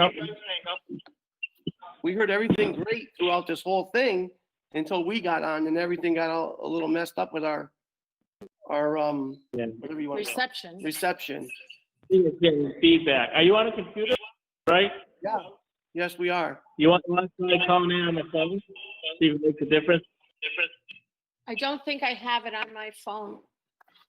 Glenn, are you and Jim both on your phones? No, just I am. I can hear. We can We can hear Lillian. We can hear We can hear her really clear. That's because I'm the important one. Okay. We knew that. But well, I'm not understanding. If we talked to Kathy and Kathy said everything was in order. So if we needed, like I said, if we needed to get it that stamp on there, Notarized. if we needed to get it notarized, we would have got it notarized. I mean, they signed it. That's not the issue. Okay. You try calling it. We'll hang on. Just bear with us for a minute. We're going to try to with the Okay. Thank feedback of the way.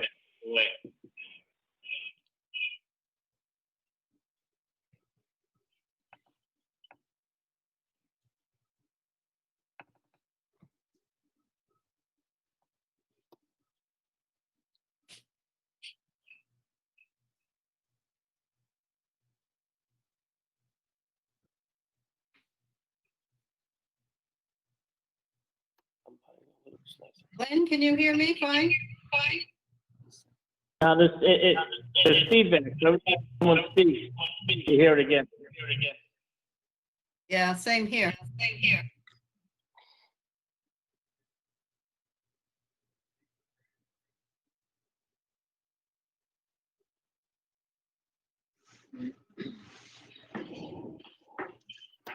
Hello, can you hear me fine? This is Rob. I can hear you fine, but you're echoing too. Yeah.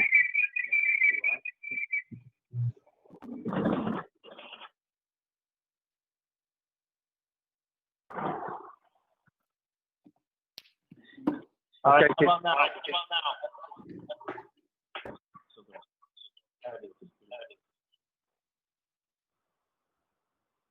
Still getting feedback? Yep.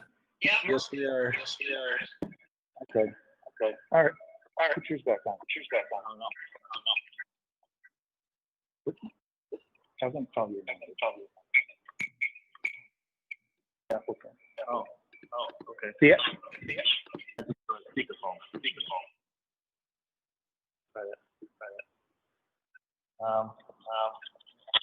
Mr. Blanchett, Yes, sir. if I give you a phone number, try calling the phone number. This is my phone. I'm gonna put you on speaker. Hold on one second. What number you gonna call? Okay, what's the phone number? Okay, 348 348 8428. 843. That's only, 8428, you said 8428? 8428, yes. 348 28. 8428.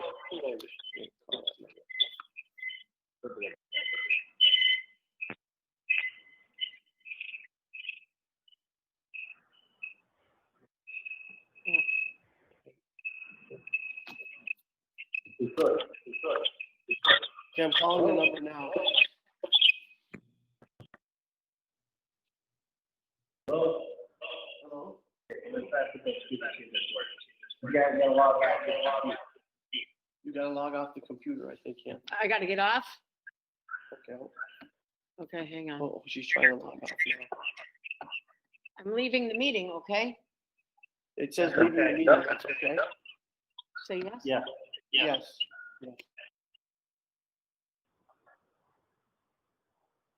All right, so everybody's here now? Bob Sheehan is.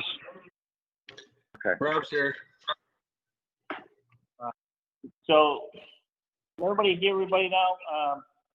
Mr. Blanchett, Ms. Blanchett, can you hear the rest of the board members? I can hear you very well right now. Okay, good. Okay. So here's the problem with the application, and I know Kathy may have thought it was okay, but you're here to transfer property, not to transfer property, but to separate the property. Okay. And then what has to happen is the property has to be conveyed to you through a purchase and sale or some means that the attorneys work out, that the property gets conveyed to you. But before that can happen, it has to be separated from the larger plot that your neighbor's trying to, that is agreed to separate it. That's the only jurisdiction this board has, is to allow the separation of land. But we can't separate it in this fashion and convey it to you at the same time. You follow? Okay. No one told us that. Yeah, well, I'm sorry for the confusion. So basically, if this application had the seller's name on line 1, where your name is, and their address, then they've separated the land. They parceled it out. Then they can take that parcel without coming back to the planning board and have the attorneys convey that to your ownership and put it in your deed. So the surveyor did it wrong? Is that what you're telling me? No, the surveyor, the plans are fine. But No, they filled out the application. Well, they filled it out, okay, then they filled it out incorrectly. Okay. We can't convey land from one party to another. All we can do is separate the property.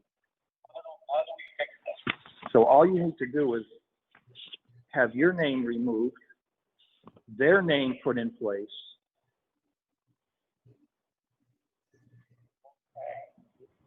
I don't have the application. What I'll do is I'll go down. Yeah, and they're both the same. So what I'll do is I'll go down to the town hall tomorrow, explain it to Kathy. And my wife will go talk to Kathy after. Yes. What time do you get out of work? Yeah, you can just call Kathy too. You don't have to stop down. You can call her. Okay, but we have to get another application, fix all this, and have them sign it, right? What's the story? Yes, that would be the correct way to do it. Okay. And now we have to come back to the planning board next time you guys meet, right? They're actually going to be it. They're not the seller. Well, they're trying, I mean, they're they're not- facilitating it Right, for they're them. not, So they're not subdividing a lot. So really, no one has to really be here. no one has to be there now. We just need the application from the gentleman there. Correct. Okay. Okay, so my wife will contact Kathy Yes. and we'll fix it somehow like that? Yeah. I'll leave Kathy instructions on, I appreciate that, thank you so much. well, sorry for the confusion. You guys are No, trying to get this taken care of. I've never done this. And we've never done even the virtual imaging that we just did there. We heard everything fine throughout the whole thing until it got to us, and then it got all Yeah, messed up. it happens. It happens, so that's, we're able to figure out the means to make it work a little bit better. So, Okay, I appreciate it. So Kathy will steer us in the right direction after you take care of it, talk to her. Yes. right, so Mr.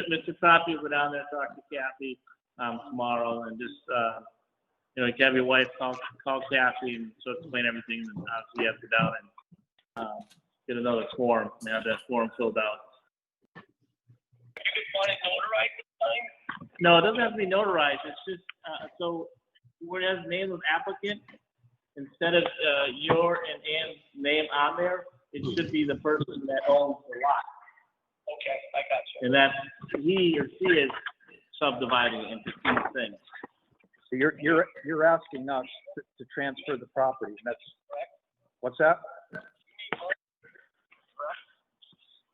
They both own the land. Yeah, it'd be good if you could get both. Yes. Okay. Okay. That it? That's it. That's it. And I'll do that for you tomorrow morning. All right, thank you again, and thank you everybody for helping us out, I appreciate it. Yeah, sorry for the Thank you. confusion. No problem, thank you. You're all set? Yes. Okay, we're signing off. That's right.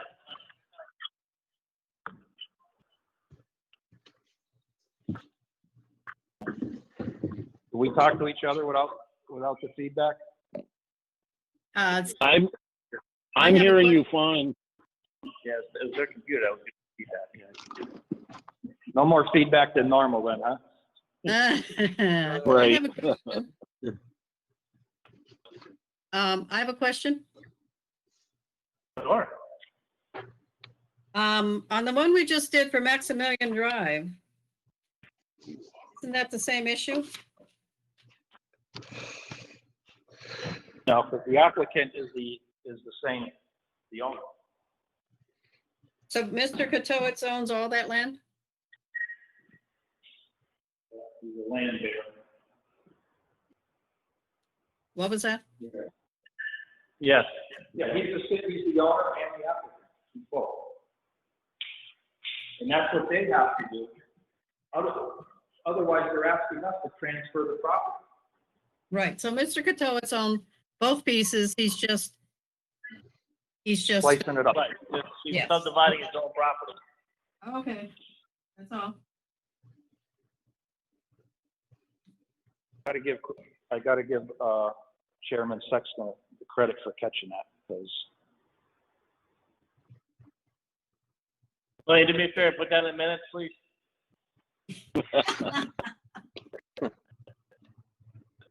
So on this one, we didn't approve anything and they have to resubmit it.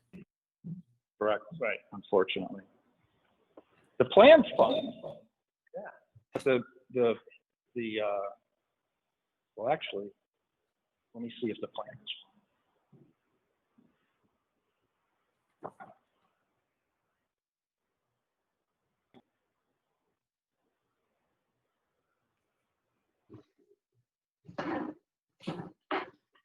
The plan isn't fine. So what has to happen is,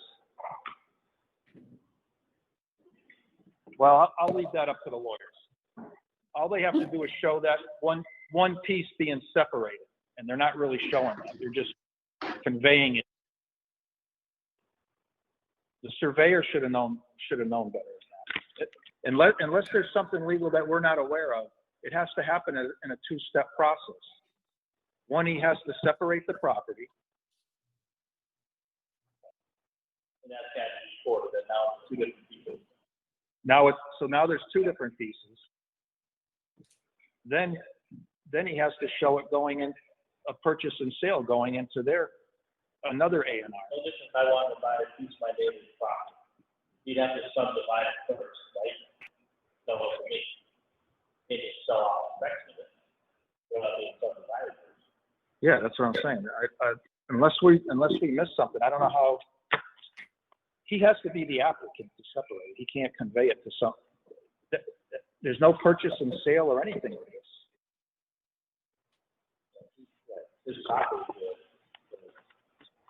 separate. He can separate it, but he's doing it all in one move. Right.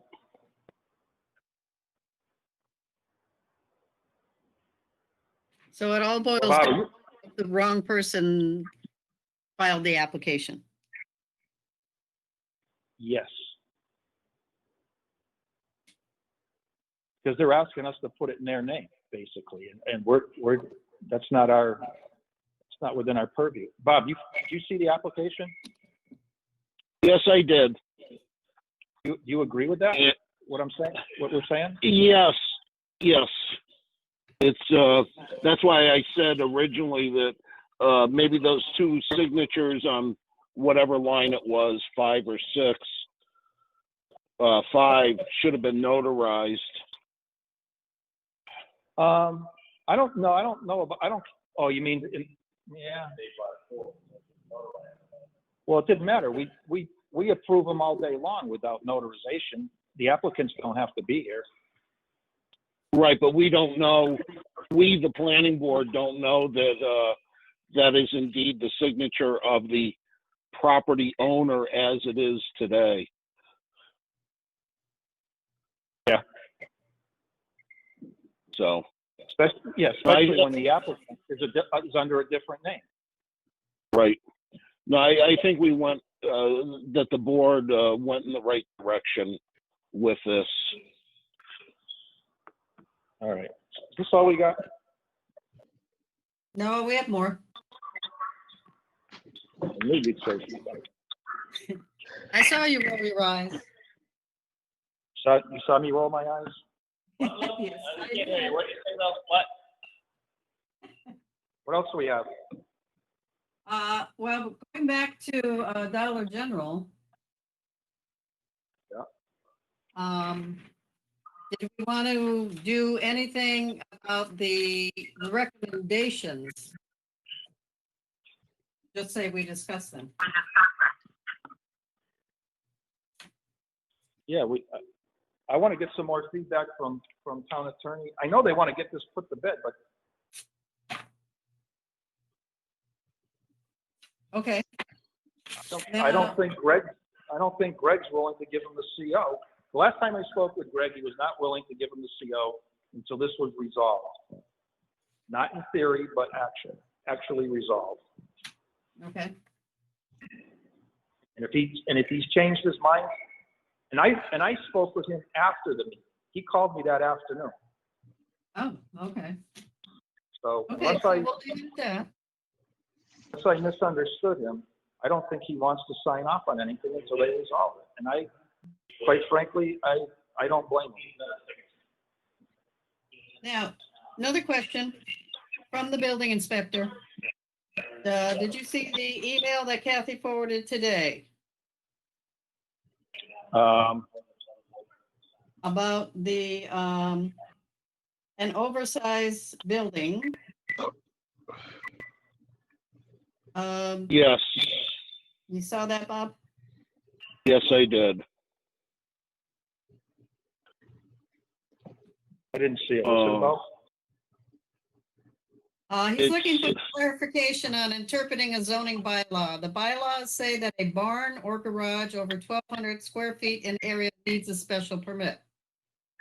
He's just been handed a set of prints for a 30 by 40 barn with a truss that creates a room upstairs, 40 by 17, and another 600, which is another 680 square feet of space. He had been told it would only have 6 feet of headspace, but 8 feet is listed in the height of the room. Both this application and for future reference is the 1,200 square feet reference to be applied only to the footprint or all the area of the structure.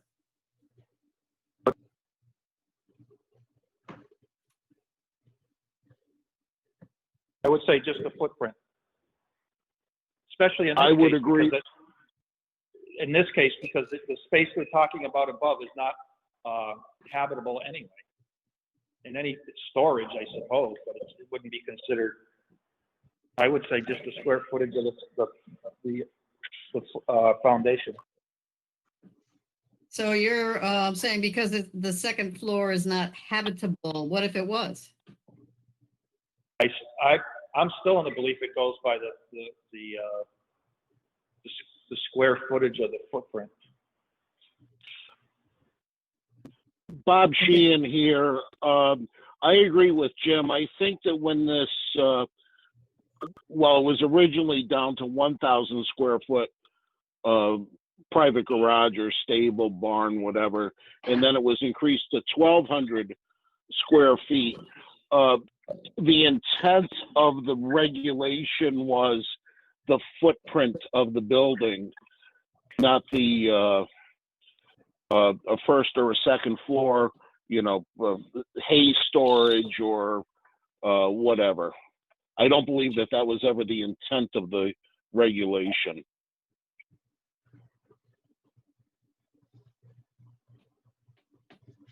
Okay, so a barn can be, or garage can be huge with a lot of space upstairs, second floor. And we're only concerned about the footprint. Just asking. That's my interpretation.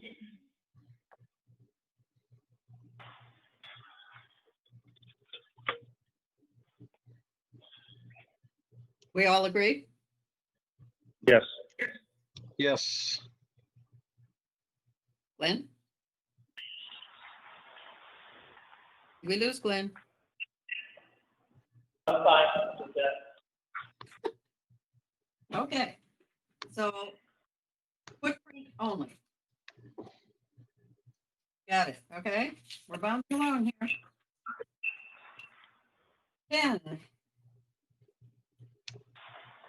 Ken Comia has submitted, he has a contract for, seeing as our contract with PVPC for Ken's help expires at the end of this month. He has submitted a one for the next fiscal year. Do you want to review that tonight?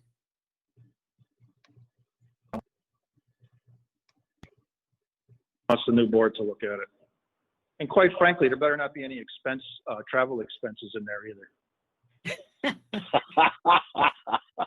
The only reason I say that is because the new board already elected. So I just say wait in a month for the board. Okay, so we'll wait until our next meeting, unless it's before the 22nd. And Ken, you okay with that? Ken still with us? Okay. We gotta keep Yeah. checking because you're billing us for time that we can't see it. No, Ken's on mute. We should get a discount, actually. Ken, we lost you. Come back to us. He's there, but he's on mute. There he is. Sorry, I'm here. See, we're only getting half your attention now, too. Yeah, I'm in between two meetings. Ah, Oh, Double dipping. I am trying to accomplish this. okay. So, we were saying we were gonna wait until, our next board meeting where we have the full new board to work on the. Okay. look at the- Now, the only other thing that you have that needs to be done today is the MVP action grant, correct? That's correct. So, What was that? Hang on, a sec, please. We do have an invoice number 3. The Pioneer Valley Clinic. Oh, we do? We do.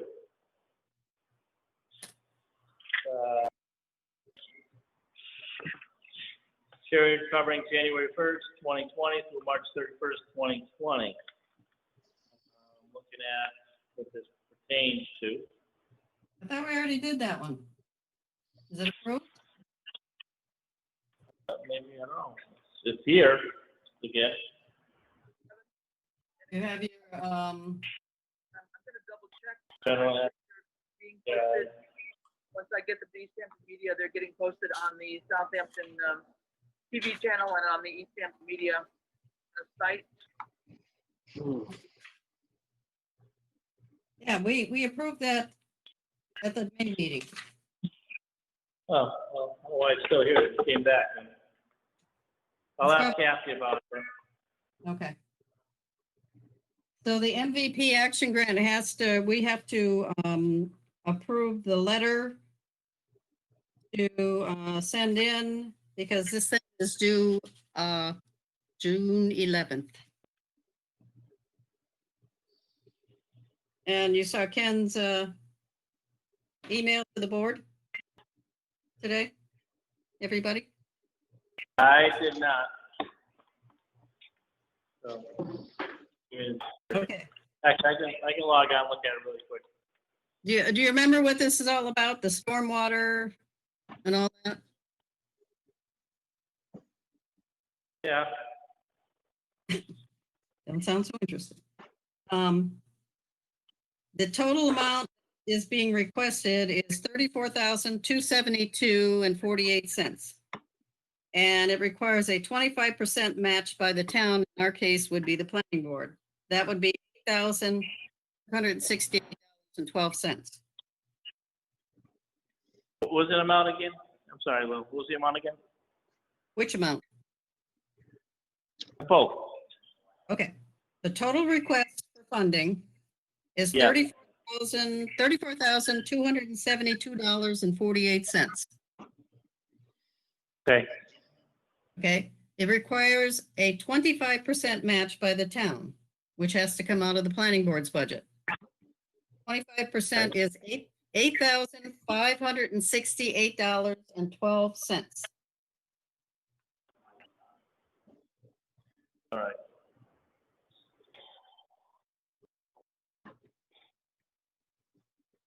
Now, at the May meeting, Rob said we had $10,850 left in the budget. Does that include or subtract the $1,067 that from the invoice 3, number 3 you just spoke about? I don't know, Rob. I do not know either. So you said we had 10,000 what? 10,850.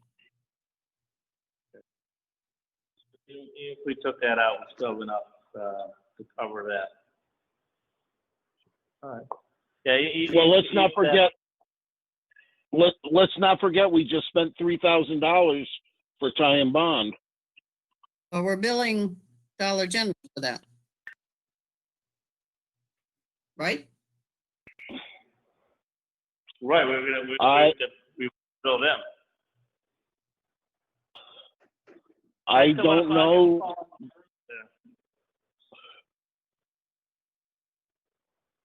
find I don't know that we can build Dollar General.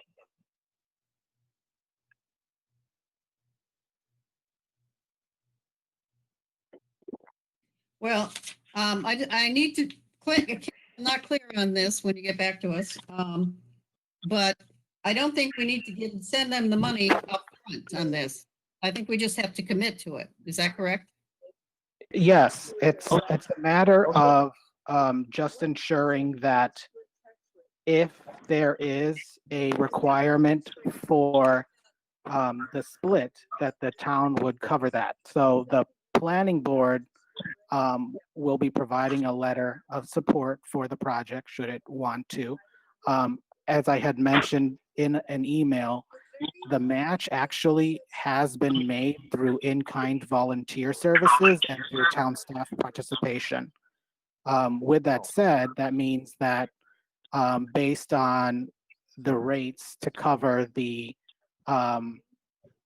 staff time and your time in participating in these processes, then you would need to then the planning board really is not required to put anything down. It's just a matter of your participation would be helpful. I thought any monies that had to be put up by the town had to come from the planning board for this. Well, yes. I mean, I guess if the processes that were identified, by the town, by the administrator, by the select board, and that the planning board would be requiring putting a cash match, that's, I think, if the application wouldn't be able to demonstrate that the match would be covered by the in-kind participation. Okay. My only thing is I don't know if Chris Martin is thinking, okay, for his time that's put in there and the highway superintendent and the fire chief and all that. There was a suggestion based on the budget that was presented to the town that based on the times that I've allotted for these particular processes of both regulatory review and the master plan discussion, that that all of that time would be covered as an in-kind donation to support the grant. So your understanding is the planning board does not have to take any money out of their budget? That's my understanding based on what I presented to the town, which was the hours that I've allocated per task for each process. Okay. And where are the in-kind funds coming from? Excuse me? Where are the in-kind funds coming from? The in-kind funds are coming from the participation of the board and the staff in the process of regulatory review and the master plan process. We're gonna track our hours. Well, we would provide the tool to track those hours. And again, this is based on the experience of doing these particular processes and doing it through a funding mechanism similar to this grant that we're applying for. So the in-kind, we know what you charge, but you don't know what we charge.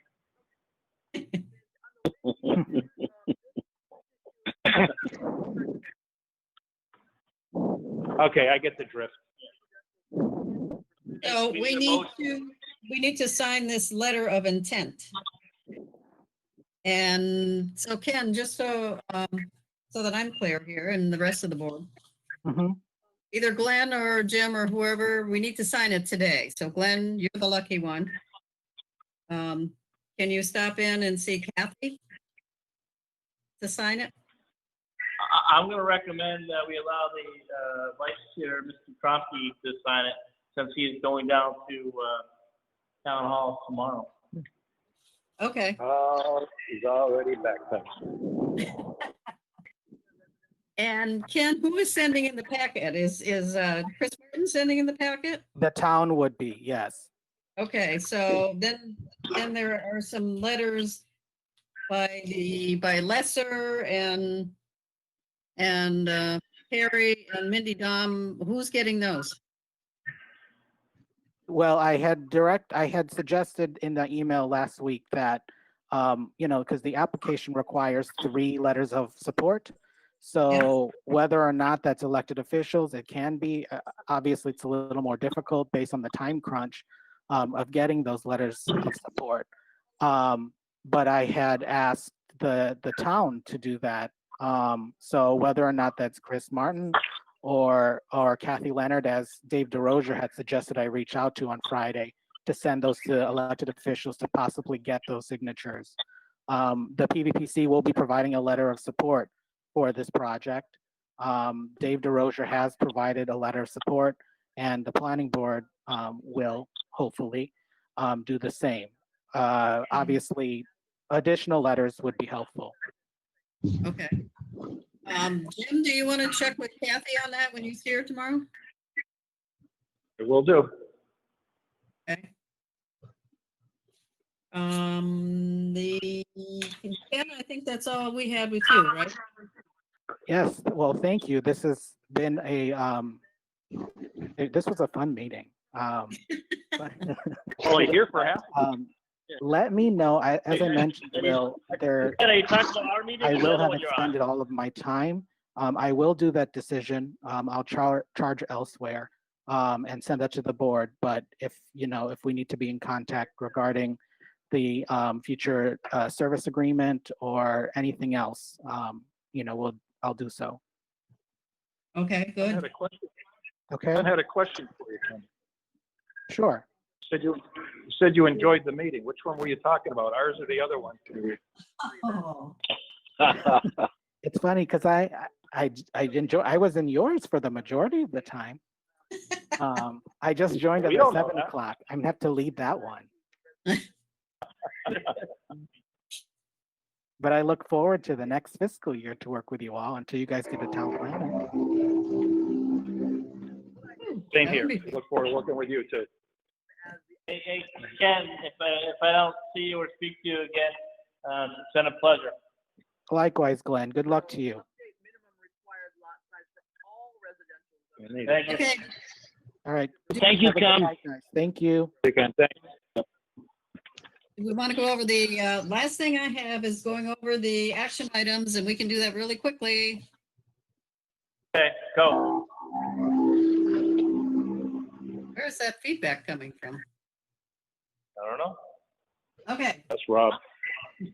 Send an Glenn's email. sexting me. Send an email to the building inspector. This was yours, Glenn, regarding what the planning board is doing, Dollar General issue. Did you Yep. send the email? Yes. Glenn? What was that? Yeah. The building inspector? Send an email to the building inspector about what the planning board is doing with the Dollar General issue, just to keep him up to date. That was Yeah, well, back. he's been in the loop with this. Jim's been in contact with him as well. Okay, I have sent Ty and Bond contact info to Ken, that's done. I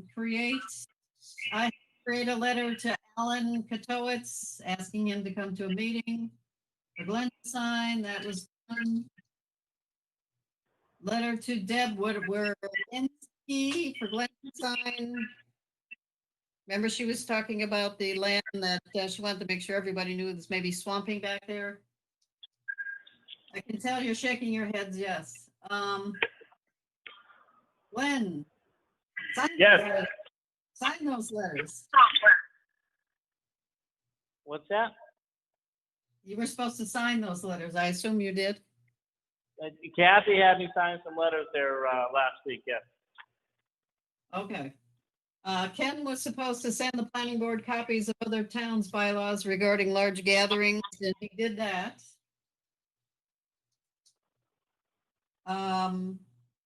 I was supposed to ask Steve Kelly for an accounting for the $10,000 held in escrow for Borrego Solar. I got a response back from him.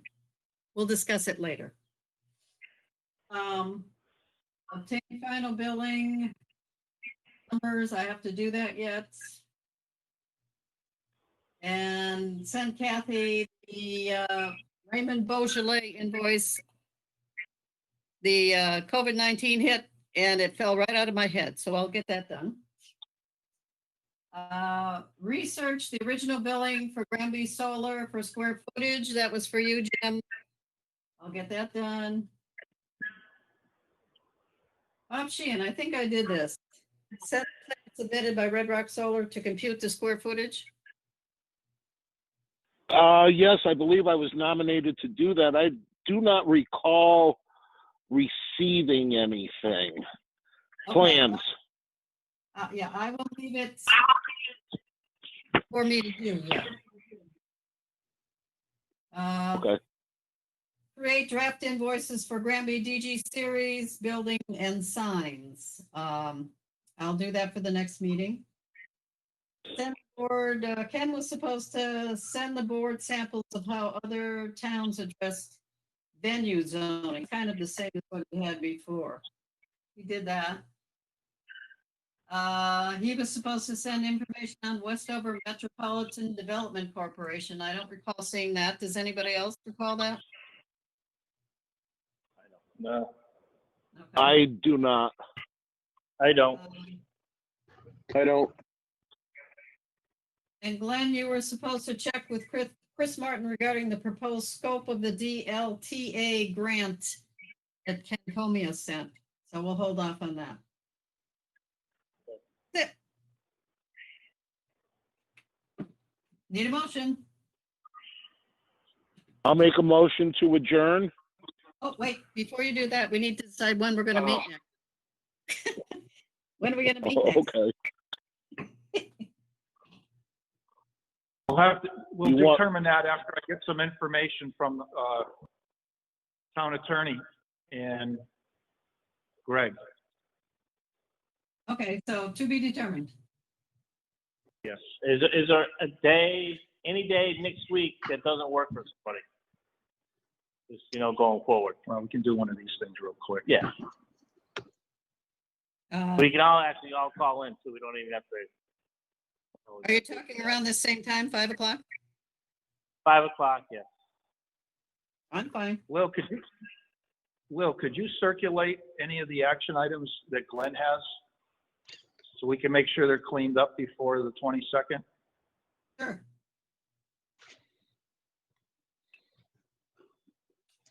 I can do that. I'll put it in the email that I send with the minutes. I appreciate that, Will. Awfully kind of you.